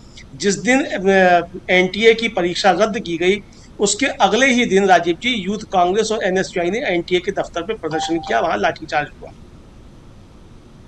जयपुर में जो उसके एनएसयूआई के अध्यक्ष विनोद जाखड़, उनको गिरा गिरा के लाठियों से पीटा गया। सीकर में बहुत जबरदस्त प्रदर्शन हुआ। तेलंगाना का एक विजुअल आज राहुल गांधी ने शेयर किया है किस तरीके से वहां प्रदर्शन हो रहा है। लखनऊ में राजीव जी 3-4 जगहों पर प्रदर्शन हुए। हजरतगंज चौराहे पे प्रदर्शन हुआ, विश्वविद्यालय में प्रदर्शन हुआ, और अखिलेश यादव ने वो विजुअल जारी किया कि एक लड़का अंगोछा पहने हुए है, तो अंगोछा पहने होने की वजह से ही उसको उठा लिया पुलिस ने। तो ये हुआ। तो राजीव जी, जब आंदोलन जो होते हैं वो जमीन पे होते हैं, और जमीन के आंदोलन जो है वही सरकार पर दबाव बनाया करते हैं। सोशल मीडिया कैंपेन जो होते हैं उसका जवाब कैंपेन से आ जाता है, दूसरा कोई कैंपेन आ जाएगा। तो कैंपेनों से अगर सरकार, मुझे नहीं लगता है राजीव जी किसी कैंपेन से सरकार डरती है, चूंकि ये तो कैंपेन की सरकार है। अब मोदी जी के ही बताए जाते हैं कि जितने फॉलोअर हैं उनमें से जो है आधे से ज्यादा फर्जी फॉलोअर हैं। तो ऐसे फर्जी फॉलोअर बना के कोई कैंपेन मोदी जी भी तैयार कर देंगे, हो सकता है उसकी तैयारी भी चल रही हो। कैंपेन चलते ही रहते हैं। राहुल गांधी के खिलाफ जितने कैंपेन चले वो सब सोशल मीडिया पर ही चले। तो ये कैंपेन अलग चीज है, आंदोलन अलग चीज है। और राजीव जी, आंदोलन जो होगा उसी से सरकार दबाव में आती है। मुझे लगता है कि जनता आंदोलन के लिए तैयार है, जिस तरह की आंदोलन हो रहा है। अब ये राजीव जी जो प्रदर्शन हम लोगों के बीच में चल रहा है, जो इंदौर में हो रहा है, ये क्या है? ये सोशल मीडिया कैंपेन तो नहीं है, ये तो आंदोलन ही एक तरीके से। अब उसका स्वरूप दूसरा है, भाई लेट कर जा रहे हैं। हर आंदोलन का मतलब ये नहीं है कि लाठी चले उसमें, हर आंदोलन का मतलब लाठी भी नहीं होता है। तो यही है राजीव जी, तो आंदोलनों से ही सरकार घबराती है और आंदोलनों से सरकारें दबती भी हैं, और पहले भी सरकारें आंदोलनों से ही दबी हैं। किसी कैंपेन से सरकार कभी कोई राजीव जी दवा नहीं करती है, पूरी दुनिया में हमने यही देखा है। तो असली रास्ता जो है वो आंदोलन का ही है। और जहाँ तक बात है कि अभिजीत दीपके के साथ कौन खड़ा है कौन नहीं खड़ा है, प्रकाश अम्बेडकर ने आज ही उनके पिता से बात की है और कहा है कि उनकी हम पूरी सुरक्षा देंगे, हमारे कार्यकर्ता सुरक्षा देंगे, चूंकि वहीं के रहने वाले हैं वो औरंगाबाद के दीपके। जब वो आएंगे तो हम उनको पूरी सुरक्षा देंगे। तो जहाँ जो सुरक्षा की बात है तो उसके लिए भी दूसरे लोग तैयार हैं। तो ऐसा नहीं है कि अगर कोई आंदोलन चला है और कैंपेन को चलाया गया है, सरकार अगर उसको क्रश करने की कोशिश करती है तो कोई साथ खड़ा नहीं होगा, ऐसा भी नहीं है। लेकिन मैं फिर कहूंगा कि सोशल मीडिया के कैंपेन हुआ करते हैं, वो राजीव जी लक्ष्य साबुन बेचने के भी कैंपेन हो सकते हैं, निरमा पाउडर बेचने के भी हो सकते हैं, राहुल गांधी के खिलाफ निंदा प्रस्ताव भी हो सकते हैं, वो सब कैंपेन हो सकते हैं। लेकिन आंदोलन जो है वो राजीव जी सड़क पे ही होता है। बिल्कुल बिल्कुल, आप सही कह रहे हैं, बिल्कुल सही है। ज़रा जल्दी से स्वामी जी को ले आइए। स्वामी जी, स्वामी जी, हाँ हैं स्वामी जी। स्वामी जी क्या कहेंगे? देखिए राजीव जी, सबसे पहले जो पिछली बार आपने संदर्भ लिया, अच्छा किया कि रनिंग डिबेट में आपने इसको डिस्कस किया। देखिए, जो आपके श्रोता बंधु ने कहा है, पहले तो मैं उन्हें धन्यवाद कहता हूं, और ये कहता हूं कि आप हमारी बात बड़े ध्यान से सुनते हैं, इसके लिए आपका बहुत बहुत आभार। देखिए, मैं अपनी बात पे बिल्कुल कायम हूं। मैं ये कह रहा हूं कि जो अमलेंदु जो भी कह रहे हैं ये ठीक है, ये एक कैंपेन है, एक सोशल मीडिया कैंपेन है। लेकिन ये सोशल मीडिया कैंपेन भारत के युवा जनता और जनता के साथ इसका एक तारतम्य बन गया है, एक संदर्भ बन गया है। अच्छा, चलिए, ये क्यों कहा जाए, ये क्यों माना जाए? भाई, भारतीय जनता पार्टी वाले तो ये कहेंगे ना कि ये 2.5 करोड़ जो लोग हो गए हैं ये फर्जी हैं। भाई, भारतीय जनता पार्टी वाले कहेंगे, हम क्यों कहेंगे? हम तो कह रहे हैं 2.5 करोड़ लोग हैं और ईमानदारी से हैं और ईमानदारी से जुड़े हुए हैं, और ये कैंपेन है, ये आंदोलन नहीं है। अच्छा, वो कह भी नहीं रहा कि हम आंदोलन करेंगे, लेकिन एक माहौल बना। हमारा मकसद क्या है, हमारा गोल क्या है, हमारा ऑब्जेक्टिव क्या है? ऑब्जेक्टिव यह है कि इस देश के अंदर गांधीवाद चलेगा, इस देश के अंदर गोडसेवाद नहीं चलेगा, इस देश के अंदर बाबा साहब भीमराव अम्बेडकर का संविधान चलेगा। यहाँ पे कोई दूसरा ऐसा धर्म ग्रंथ नहीं चलेगा जिसके अंदर संविधान की व्याख्या ना हो, संविधान के अनुसार काम ना हो। हम उसके लिए संघर्ष कर रहे हैं। मैं एक अपना सुझाव देता हूं। मान लीजिए अब दीपिका तो बहुत बड़े नेता है नहीं, कोई ऑर्गेनाइजेशन नहीं है, कोई पॉलिटिकल ऑर्गेनाइजेशन नहीं है, उनकी क्रेडिबिलिटी अभी चेक्ड नहीं है। अगर सारे यूथ कांग्रेस के लोग और एनएसयूआई के लोग अपने एनएसयूआई की टी शर्ट के पीछे एक कॉकरोच की फोटो बना लेते हैं, परेशानी क्या? मैं देखिए, एक I am talking just like a student of management, प्रबंधन शास्त्र की बात कर रहा हूं। जो चीज आज के तारीख में हिंदुस्तान के लोगों और इससे कपकपा गई है सरकार, वो सरकार जो नीट के पेपर लीक कराती है, जो किसानों को 500 किसानों को मरने देती है, 13 महीने उनको कीलें गाड़ के रोकती है, जो हमारे बच्चों को अग्निवीर बना देती है। और आज के तारीख में राजीव जी, जो आप बाकी भी यूट्यूब देख रहे होंगे, हर स्कूटर और मोटरसाइकिल चलाने वाला, हर गाड़ी चलाने वाला, हर ट्रक चलाने वाला, हर खोमचे वाला, हर आदमी आज के तारीख में सरकार को कोस रहा है। अब मैं कह रहा हूं, जब ये एक अगर ये कैंपेन बन गया है, और मान लीजिए कांग्रेस एक पॉलिटिकल पार्टी है, एक समाजवादी पार्टी है, एक आम आदमी पार्टी है, आरजेडी है, अरे पहले आपस में लड़ोगे क्या? कि आम आदमी पार्टी के लोग हैं, वो कहेंगे नहीं साहब ये कांग्रेस के लोग हैं, ये फलाने के लोग हैं। अरे एक कैंपेन चल रहा है, उस कैंपेन को, यही तो अन्ना हजारे ने कैंपेन ही तो चलाया था, कोई पॉलिटिकल मूवमेंट तो चलाया नहीं था, आरएसएस का बैकग्राउंड था, और डॉक्टर मनमोहन सिंह ईमानदार सरकार को हटाने का कैंपेन था। मैं कह रहा हूँ इसमें क्या है, जब हिंदुस्तान का आदमी जो अलग अलग वर्ग में बटा हुआ था और अपनी अपनी समस्याओं से ग्रसित था, आदिवासी, जैसे अभी बताया गुप्ता जी ने, भाई आदिवासी इस बात से परेशान है, उसके जंगल उगाड़े जा रहे हैं, उसको नक्सलाइट कहा जा रहा है, अपराध वो अगर विरोध करता है तो उसे गोली मार दी जाती है। इंदौर में आपने देखिए इतना अच्छा दृश्य है कि लोग पुलिस अधिकारी के पैर छू रहे हैं, पानी दे दो, पानी दे दो। अब वो पुलिस अधिकारी बड़ा परेशान है, भाई अगर नारेबाजी हो तो लाठी मार दें, अगर कोई वो करे तो उन्हीं पिटाई कर दे। वो सारे के सारे लोग उसके पैर में पड़े हुए हैं। ये गांधीवादी आंदोलन का रूप है कि नहीं है? फिर ये जो सारी की सारी चीजें पूरे हिंदुस्तान के अंदर अलग अलग वर्ग को एक तरफ जोड़ रही हैं, वो दीपिका ने कर दिया, वो ये लड़के ने कर दिया अमेरिका में बैठ के। अब उसको आगे बढ़ाना और उसको इस सरकार को पदस्थ करने के लिए, वो सरकार जो देश के अंदर संविधान की हत्या कर रही है, क्या ये अकलमंदी नहीं है कि हम लोग भी कहें, क्योंकि हम हैं जो सरकार की व्याख्या के अनुसार, हम हमारे घर के हमारे बच्चे, हमारी युवा पीढ़ी, जिन बच्चों को मैंने पढ़ाया, अगर उनको नौकरी नहीं मिल रही है और इंजीनियरिंग करके उनको अगर 10-12 हज़ार की नौकरी मिल रही है, आप व्यथा तो पूछिए बेंगलोर में नौकरी करने वालों को 15,000 की तनख्वाह मिलती है, 10,000 रुपए का कमरा मिलता है, अपने घर से माँ बाप से पैसा मंगा के वो नौकरी करते हैं, केवल इसलिए समाज वाले उनको गाली न दें कि वो नौकरी नहीं पाए हुए हैं। ये तो कॉकरोच आपने पूरे हिंदुस्तान में सृजित कर दिए हैं। तो मैं ये केवल निवेदन करता हूं कि मैं, जैसे पहले भी मैंने कहा, प्रेम कुमार जी ने भी कहा, मैं ये मानता हूं कि आज के तारीख में अगर देश को कोई अच्छा नेतृत्व दे सकता है तो राहुल गांधी दे सकते हैं। लेकिन मेरा कांग्रेस के प्रति सद्भाव और मेरा कांग्रेस जनता party is not a political party, it's a movement. एक मूवमेंट का पॉलिटिकल पार्टी में कहां से है? तो मैं आपके श्रोता जी का धन्यवाद करता हूं, उनके टिप्पणी का धन्यवाद करता हूं, स्वागत करता हूं। हमारी एक एक चीज की व्याख्या कीजिए, उस पर आलोचना कीजिए, हमको मार्गदर्शन मिलता है। लेकिन मेरे से अगर वो आपके दर्शक मुझसे अकेले में संवाद करना चाहे तो मेरा नंबर दे दीजिएगा, मैं उन्हें कन्विंस करूंगा। जो बात मैं कह रहा हूं उसमें कोई कंट्राडिक्शन नहीं है, क्योंकि मैं देखता हूं जब ये गुबार उठता है उससे लड़ने की आवश्यकता नहीं है, क्योंकि हमारा ऑब्जेक्टिव जो है वो बड़ा स्पष्ट है, उस ऑब्जेक्टिव को प्राप्त करना हमारा लक्ष्य है। जी बिल्कुल बिल्कुल, आप सही कह रहे हैं। उम्मीद है लोगों को बात आपकी समझ में आई होगी। बहुत महत्वपूर्ण बात आप यहाँ कह रहे हैं। प्रेम कुमार जी, चलिए अब क्लोजिंग की तरफ बढ़ते हैं। और चाहे फलता का चुनाव हो या इधर हिंदुस्तान में जो कुछ चल रहा है, संवैधानिक संस्थाओं की हम बात कर रहे हैं। देखिए, हमारे मूल में, जड़ में जो आज की इस चर्चा में है वो संवैधानिक संस्थाएं जो हमारी हैं, ऑटोनोमस बॉडी, खासकर चुनाव आयोग, न्यायपालिका, ये सब कैसे कमज़ोर हो रही हैं और उसके पीछे कारण क्या है, इसको खोजने की कोशिश हम कर रहे हैं। क्यों बार बार सीजेआई के बयान जो हैं और उस पर प्रतिक्रियाएं आ रही हैं, चाहे कॉकरोच जनता पार्टी का बनना हो, चाहे अभी पर्यावरणविद जो हैं, जो लोग 600 से ज़्यादा लोगों ने ओपन लेटर लिखा है, वो भी सीजेआई के बयान के खिलाफ।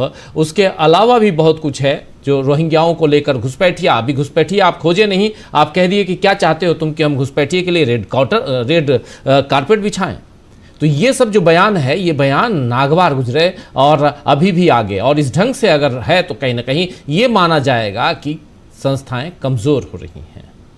ये संस्थाएं आखिर कमज़ोर क्यों हो रही हैं? उसके पीछे क्या सिर्फ और सिर्फ ये मोदी सरकार की नीतियां हैं या कुछ और है? यही तो हम यहाँ खोजने की कोशिश कर रहे हैं। प्रेम कुमार जी।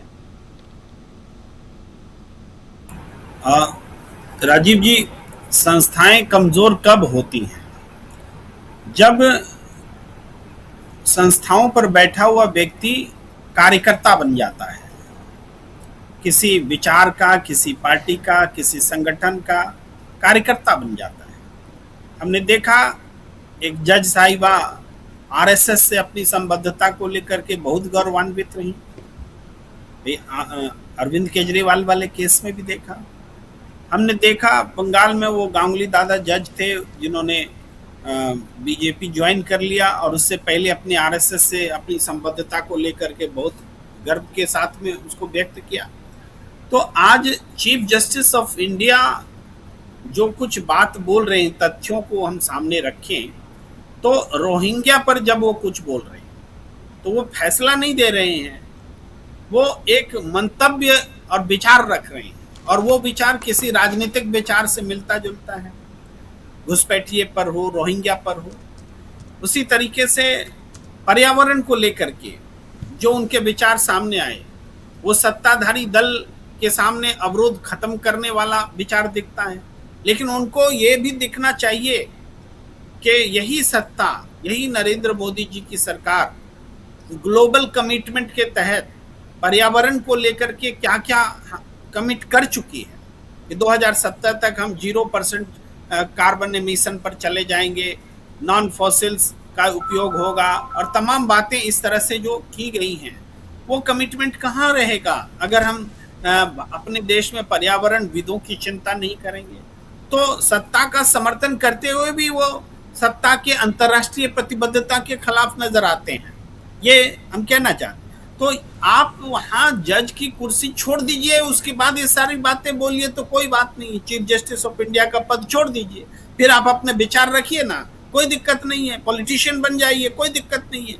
लेकिन चीफ जस्टिस ऑफ इंडिया के पद पर बैठ करके आप पर्यावरण को लेकर के आप फैसला देने बैठे हैं कि आप विचार देने और लेख लिखने बैठे हैं? वो सब काम हम लोगों का है, हम लोगों पर छोड़ दीजिए, हम लोग कर रहे हैं उस काम को। लेकिन चीफ जस्टिस ऑफ इंडिया का काम जो तथ्यों के आईने में संविधान को सामने रख करके तब फैसला देना है कि क्या उचित है और क्या न्याय है, वो नहीं हो रहा है। इस संस्थाएं इस वजह से कमजोर हो, संस्थानें इसलिए भी कमजोर होती हैं कि चुनाव आयुक्त या मुख्य चुनाव आयुक्त की नियुक्ति नरेंद्र मोदी जी और उनका कैबिनेट का एक साथी मिलकर के करेगा। विपक्ष की मौजूदगी का तो कोई मतलब ही नहीं है तीसरे व्यक्ति का पैनल में। भाई सही कहा, अदालत ने सही कहा कि प्रधानमंत्री के खिलाफ क्या उनका मंत्री जा सकता है? नहीं जा सकता है। और जिस दिन मंत्री प्रधानमंत्री के खिलाफ जाएगा उस दिन तो फिर सरकार पर ही सवाल खड़ा हो जाएगा।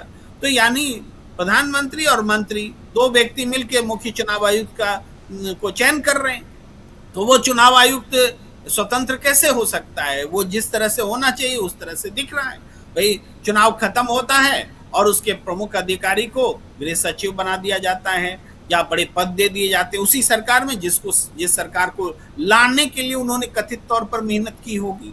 तो संस्थानें यहाँ कमजोर होती हैं।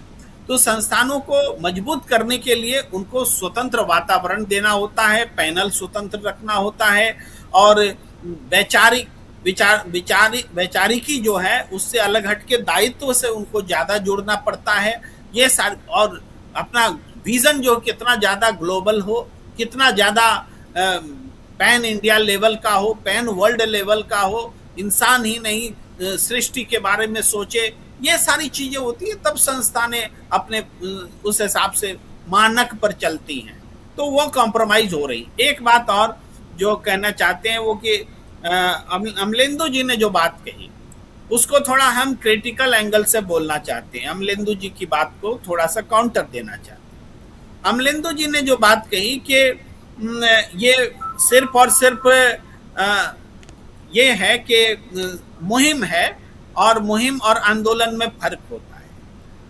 देखिए, मुहिम और आंदोलन एक साथ चलते हैं फर्क होने के बावजूद, एक बात। दूसरी बात है कि अब तक जो पैटर्न रहा है वो आंदोलन शुरू होता है तो मुहिम साथ साथ चलती है और फिर वो आंदोलन मजबूत होता है।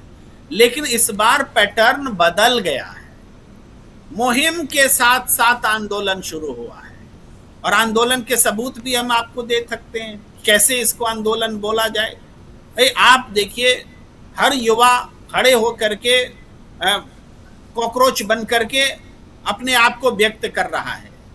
ये क्या सोशल मीडिया का प्रेजेंटेशन थोड़े है, सोशल मीडिया प्लेटफॉर्म पर प्रेजेंटेशन है, लेकिन है फिजिकल खड़े होकर के बोलना, फिजिकल व्यक्त करना।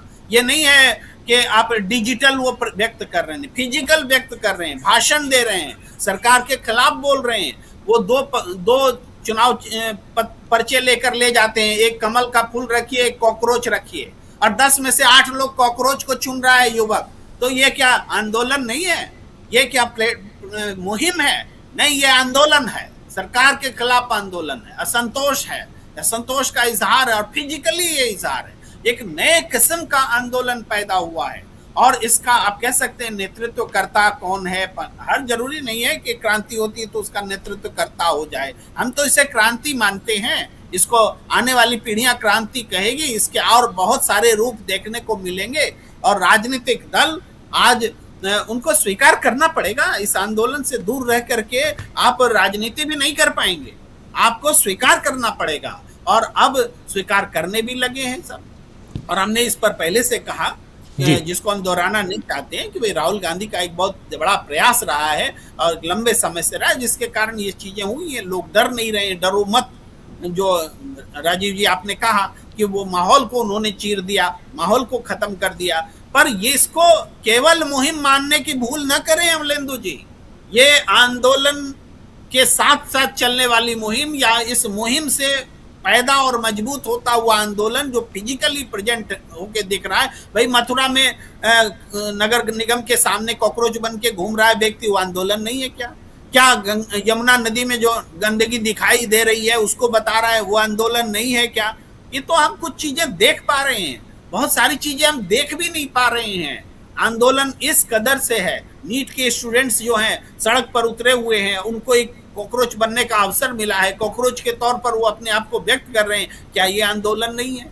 आंदोलन है, इसको समझना पड़ेगा। इस वजह से हमने थोड़ा सा एक अलग हट करके एक पैरेलल विचार रखने का प्रयास किया है। जी जी जी, जल्दी से जयशंकर जी, हम लोग क्लोजिंग की ओर बढ़ें, एक छोटा कमेंट आपका। राजीव जी, अब बहुत सारी बातें हो गई हैं, मतलब मेरा कहना सिर्फ यही है कि भाई आज जब संवैधानिक संस्थाएं रसातल की ओर जा रही हैं, उन पर सत्ता का नियंत्रण गायब हो चुका है, तो सड़क एकमात्र साधन है। सड़क पर आपको उतरना ही पड़ेगा। और आने वाले दिनों में जिस तरह से महंगाई का रौद्र रूप दिखाई देने वाला है, पेट्रोलियम पदार्थों के दाम जिस तरह से बढ़ रहे हैं, बेरोजगारी चरम पर पहुंच रही है और भी ज़्यादा पहुंचने वाली है, ये सारे मुद्दे, देखिए अभियान है कि आंदोलन है, ये एक अलग सोच का विषय हो सकता है। अमलेंदु जी से अभियान मात्र मान सकते हैं, प्रेम कुमार इसको आंदोलन का रूप दे सकते हैं। मेरा कहना है, जो मैंने पहले भी कहा था, कि यह नौजवानों के बीच हताशा, निराशा और आक्रोश की अभिव्यक्ति का एक मंच है और यह मंच और मुद्दे ये आंदोलन की पृष्ठभूमि को तैयार करते हैं। आप सोचिए कि गुजरात आंदोलन जब हुआ था तो छात्रावासों की फीस बढ़ा दी गई थी, वो जो भोजन का बिल था वो बढ़ा दिया गया था, उसको लेकर के एक आंदोलन शुरू हुआ था। होते होते पूरे गुजरात का वो नवनिर्माण आंदोलन हो गया था। उसी तरह से बिहार में भी हुआ। बिहार में छात्रों में छटपटाहट हो रही थी, छात्र युवा सामने आए, जयप्रकाश नारायण का नेतृत्व मिल गया और फिर बहुत बड़ा बिहार आंदोलन हो गया। तो आज कम से कम ऐसे सवाल हैं। और इंदौर की घटनाएं जो हैं, ठीक है, इंदौर के लोगों को बधाई कहेंगे। जिस तरह की स्थिति पूरे देश भर में बन रही है, आप सोचिए कि उत्तर प्रदेश में जब सरकार बन रही थी, योगी आदित्यनाथ ने कहा था कि साहब शहरों में 20 घंटे 22 घंटे बिजली मिलेगी, ग्रामीण इलाकों में 18 घंटे बिजली मिलेगी, किसानों को मिलेगा। आज हालत यह है कि जो बड़े शहर हैं उत्तर प्रदेश के, वहाँ पर भी 10-10 घंटे 12-12 घंटे बिजली गायब हो रही है। लोग इस गर्मी में 46 डिग्री 48 डिग्री टेम्परेचर को झेलते हुए किस हालत में रह रहे होंगे। बांदा के जिले की बात आप जैसे कह रहे थे, पाठा का पठारी इलाका, वहाँ तो पानी होता ही नहीं था ना, रेन शैडो इलाका था वो। वहाँ की औरतें, जैसा वो मुझे गीत को मैं बताता था, वो गीत गाती थी, सांवरा तो पानी जुलुम कर जाए, गगरी न फूटे खसम मर जाए। मतलब कई कई किलोमीटर दूर से औरतें अपने सर पे घड़े में पानी लेकर के आती थी और ये गीत गाती थी। आप त्रासदी सोच लीजिए कि आप चंद्रमा पर, मंगल ग्रह पे जाने की बात कर रहे हैं, दुनिया में सबसे बड़े हथियारों के निर्यातक होने का दावा कर रहे हैं आप, लेकिन पाठा के पठारी इलाकों में आप पानी नहीं पहुंचा पा रहे हैं। इंदौर के लोगों को शुद्ध पेयजल नहीं दे पा रहे हैं। शुद्ध तो छोड़ दीजिए, अब तो अशुद्ध पेयजल भी नहीं मिल पा रहा है, इसलिए लोग सड़क पर जाकर के रेंग रहे हैं। ये हालत हो गई है।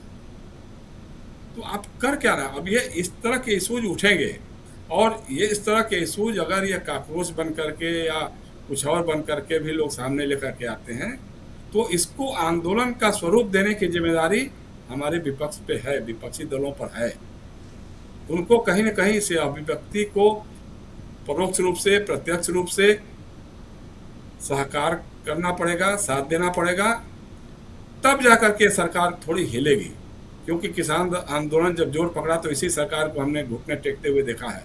3 जो विवादित कृषि कानून थे उसको वापस लेते हुए देखा है, लेकिन उसके बाद चूंकि फॉलोअप कोई नहीं हुआ किसानों की तरफ से, किसान संगठनों की तरफ से या राजनीतिक दलों की तरफ से भी, सरकार ने जो जो वायदे किए, जो जो समझौते किए, उसको तिलहंडे में रख दिया था, उस पर कोई अमल नहीं हुआ।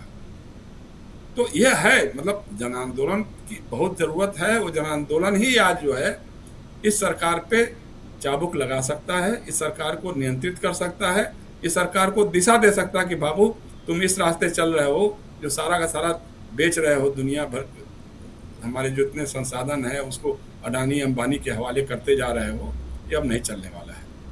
और जैसे आपने देखा कि भाई सोशल मीडिया पे, हमारे सोशल मीडिया क्या, हमारे जो सो कॉल्ड मुख्य धारा की मीडिया है उसमें एक अभियान चल गया साहब। ये कौन है, अभिजीत दीपके कौन है, जॉर्ज सोरोस का फंडिंग है और फलाना है ठिकाना है, इस तरह की बातें आ गई, शुरू हो गई। अमित मालवीय जी का पूरा तंत्र सक्रिय हो गया। आप देखिए कि नॉर्वे में प्रधानमंत्री हमारे गए, कितनी भद पिटी है हमारे प्रधानमंत्री की। अब मेलोडी चॉकलेट बांट रहे हैं, इंदौर के लोग पानी मांग रहे हैं और मेलोडी चॉकलेट दे रहा है। उस पर जो वहाँ की प्राइम मिनिस्टर मेलोडी का जो स्टेटमेंट आ रहा है बाद में, वो दिखा रही है वो अपने शहर को घुमा करके, उस पर हमारे प्रधानमंत्री जी ठहाके लगा रहे हैं। वो कह कुछ और रही है और आप समझ कुछ नहीं पा रहे हैं और ठहाके लगा रहे हैं। तो इस तरह की भद पिट रही है। एक लड़की, युवा लड़की पत्रकार, जिसने सवाल कर दिया प्रधानमंत्री से, अब पता लगा हमारे यहाँ का मीडिया उसके पीछे पड़ गया। अरे बाप रे बाप, तो ये कौन है लड़की, अरे ये तो बिकनी पहनती है, अरे ये तो ये करती है, अरे ये तो पत्रकार, मतलब 4 साल से पत्रकारिता कर रही है। भैया 4 साल से नहीं, 4 दिन से पत्रकारिता कर रही है, लेकिन सवाल पूछने की हिम्मत तो उसमें है, सवाल पूछने का साहस तो उसमें है। हमारे यहाँ तो जो 40 साल से पत्रकारिता कर रहे हैं वो भी आम काट के खाते हैं कि चूस के खाते हैं, ये सवाल करते हैं। उनकी ट्रेनिंग यहाँ तक आके पहुँच गई है।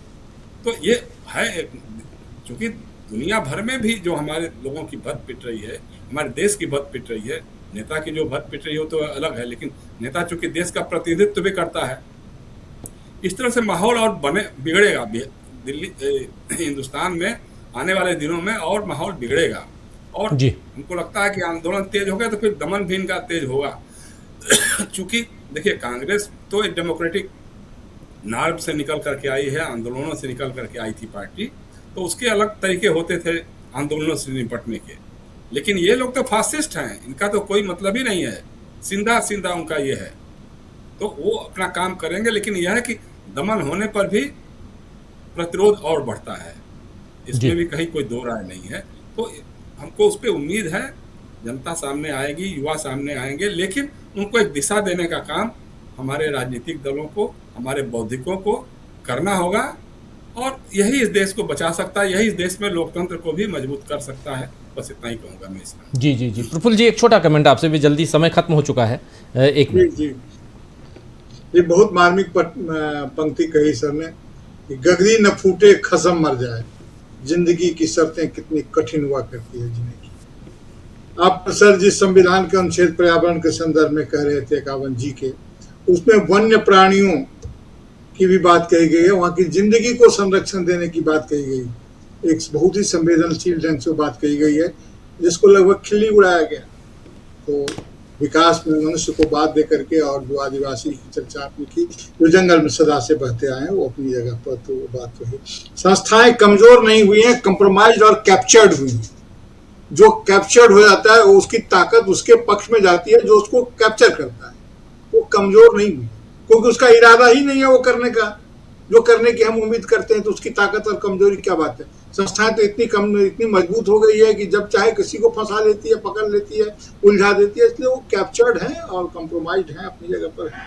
देखिए ये बात तो हम सबों की इच्छा है कि ये आंदोलन जो है सो कॉकरोच में जो आक्रोश है, ये आक्रोश सुगठित हो, इस आक्रोश की एक अभिव्यक्ति हो निश्चित रूप से, लेकिन आंदोलन की जो बहुत सारी शर्तें और प्रक्रिया होती है उसको अभी से पार करना है, ऐसा मुझे लगता है। थोड़ा इंतजार करना चाहिए कि हाँ ये परिवर्तन ले आए, क्रांति में बदल जाए, लेकिन हम एक जनतांत्रिक देश है और जनतांत्रिक देश में ये बात जरूर होती है, अंत में हम निष्कर्ष पर पहुंचते हैं कि हाँ उथल पुथल नहीं, लेकिन परिवर्तन हो जाए। हम लोग परिवर्तन आकांक्षी लोग होते हैं, उथल पुथल के आकांक्षी नहीं होते हैं। तो इसमें इस तरह के आंदोलन में, लेकिन जो सरकार इस बात को कर रही है, जिधर दमन की बात कर रहे थे जयशंकर सर, तो दमन तो सरकार करेगी, लेकिन हाँ ये नेतृत्व की जवाबदेही है कि स्वतः स्फूर्त जो आक्रोश है, इस आक्रोश को राजनीतिक शक्ति में बदलने के लिए नेतृत्व को सामने आना चाहिए, और हम लोगों को भी इस पर कड़ी नजर रखना चाहिए। इसकी व्याख्या तदनुरूप समय समय पर करनी चाहिए। हमारी कोई जिद नहीं है, कोई इसके प्रति कोई निश्चित मत नहीं है, हमारे मत परिवर्तित होते रहेंगे, कोई अंतिम फैसला इस पर हम जजमेंटल, मुझे लगता है जजमेंटल होने की जरूरत इस समय नहीं है, उम्मीद काफी है इससे। सर जी जी बिल्कुल बिल्कुल। अमलेंदु जी क्लोजिंग जल्दी से। जी राजीव, जजमेंटल होने की बिल्कुल जरूरत नहीं है, लेकिन बस थोड़ी कुछ यादें दिला देना जरूरी होती है। अन्ना हजारे ने मुंबई में अनशन किया और सोशल मीडिया पे कहा कि भाई अपना जो लोग बैठना चाहते हैं अनशन पे वो फॉर्म भरें। 1.5 लाख लोगों ने फॉर्म भरा और जब अनशन पे बैठे अन्ना हजारे तो 50 लोग पहुंचे थे। तो ये राजीव जी अभियानों का होता है, तो अभियान इसी तरीके से होते हैं। तो मैं यही कह रहा हूँ कि सड़क पर उतरने की आवश्यकता है। जयशंकर जी तो आंदोलन में जेल गए राजीव जी। मैं 18 साल का था तो मेरी गिरफ्तारी हुई, पुलिस ने लाठियों से पीटा, दरोगाओं के मुझे नाम याद है जिन्होंने जूतों से मुझे रगड़ा था। तो मैं जानता हूँ राजीव जी आंदोलन क्या होता है।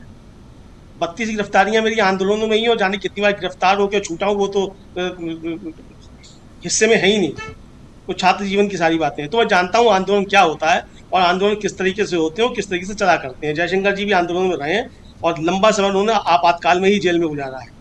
तो इसलिए राजीव जी अब ये जो व्यक्ति कह रहा है कि वो बना रहा है कांग्रेस जनता पार्टी, वो बयान जारी कर रहा है अपना कि भाई कोई भी जो है अगर हमारे नाम से कोई कुछ करता है तो हमारा उससे कोई लेना देना नहीं है। हम कोई आंदोलन नहीं कर रहे हैं, हमने कोई कॉल नहीं दी है किसी आंदोलन की, और भाई हम सब जो है वो बता रहे हैं कि आंदोलन है। तो वो अभियान है, अच्छी बात है, बहुत अच्छी बात है, अभियान है। लोगों की गुस्से की एक प्रकटीकरण हो रहा है, लेकिन वो गुस्से का जो प्रकटीकरण है वो जमीन पे अगर नहीं दिखाई देगा तो सरकार किसी ऐसे कैंपेन से डरने वाली नहीं है राजीव जी। मेरा सिर्फ इतना सा कहना है कि इसको जमीन पर उतरना पड़ेगा। ठीक है, सब यही कह रहे हैं कि ज़मीन पर उतरना होगा। ज़मीन पर नहीं उतरेंगे तो फिर कोई आंदोलन कहाँ से होगा। अभियान की कहें, आंदोलन कहें, लेकिन एकजुटता और एकजुटता प्रदर्शित की गई, चाहे सोशल मीडिया के ज़रिए हो और वहाँ से फिर देश में छोटे समूह में ही, लेकिन लोग कॉकरोच की बात कर रहे हैं। कर्नाटक बीजेपी के लोगों ने एक डब्बे में कॉकरोच को भर के, और देखिए कैसे प्रोटेस्ट कैसे हो रहा है, विरोध प्रदर्शन, कॉकरोच को डब्बे में भर के लाते हैं, उसके बाद उसको सार्वजनिक रूप से उसको मारते हैं। ये कर्नाटक बीजेपी का हाल प्रेम कुमार जी मैं बता रहा हूँ। तो ये सब आप समझ सकते हैं कि कहीं ना कहीं थोड़ी आग तो लगी है, आग लगी है, और ये आग भड़कनी चाहिए। ये युवाओं की आग है, ये भड़कनी इसलिए कह रहा हूँ, मैं किसी विद्रोह की बात नहीं कर रहा हूँ, लेकिन युवा अगर अपने हक के लिए आवाज़ बुलंद करते हैं जो चुप बैठे हुए हैं, तो ये भी गलत है, उनको अपनी आवाज़ बुलंद करनी चाहिए। इसलिए ये आग आगे बढ़नी चाहिए। बहुत बहुत शुक्रिया आप तमाम साथियों का। अमलेंदु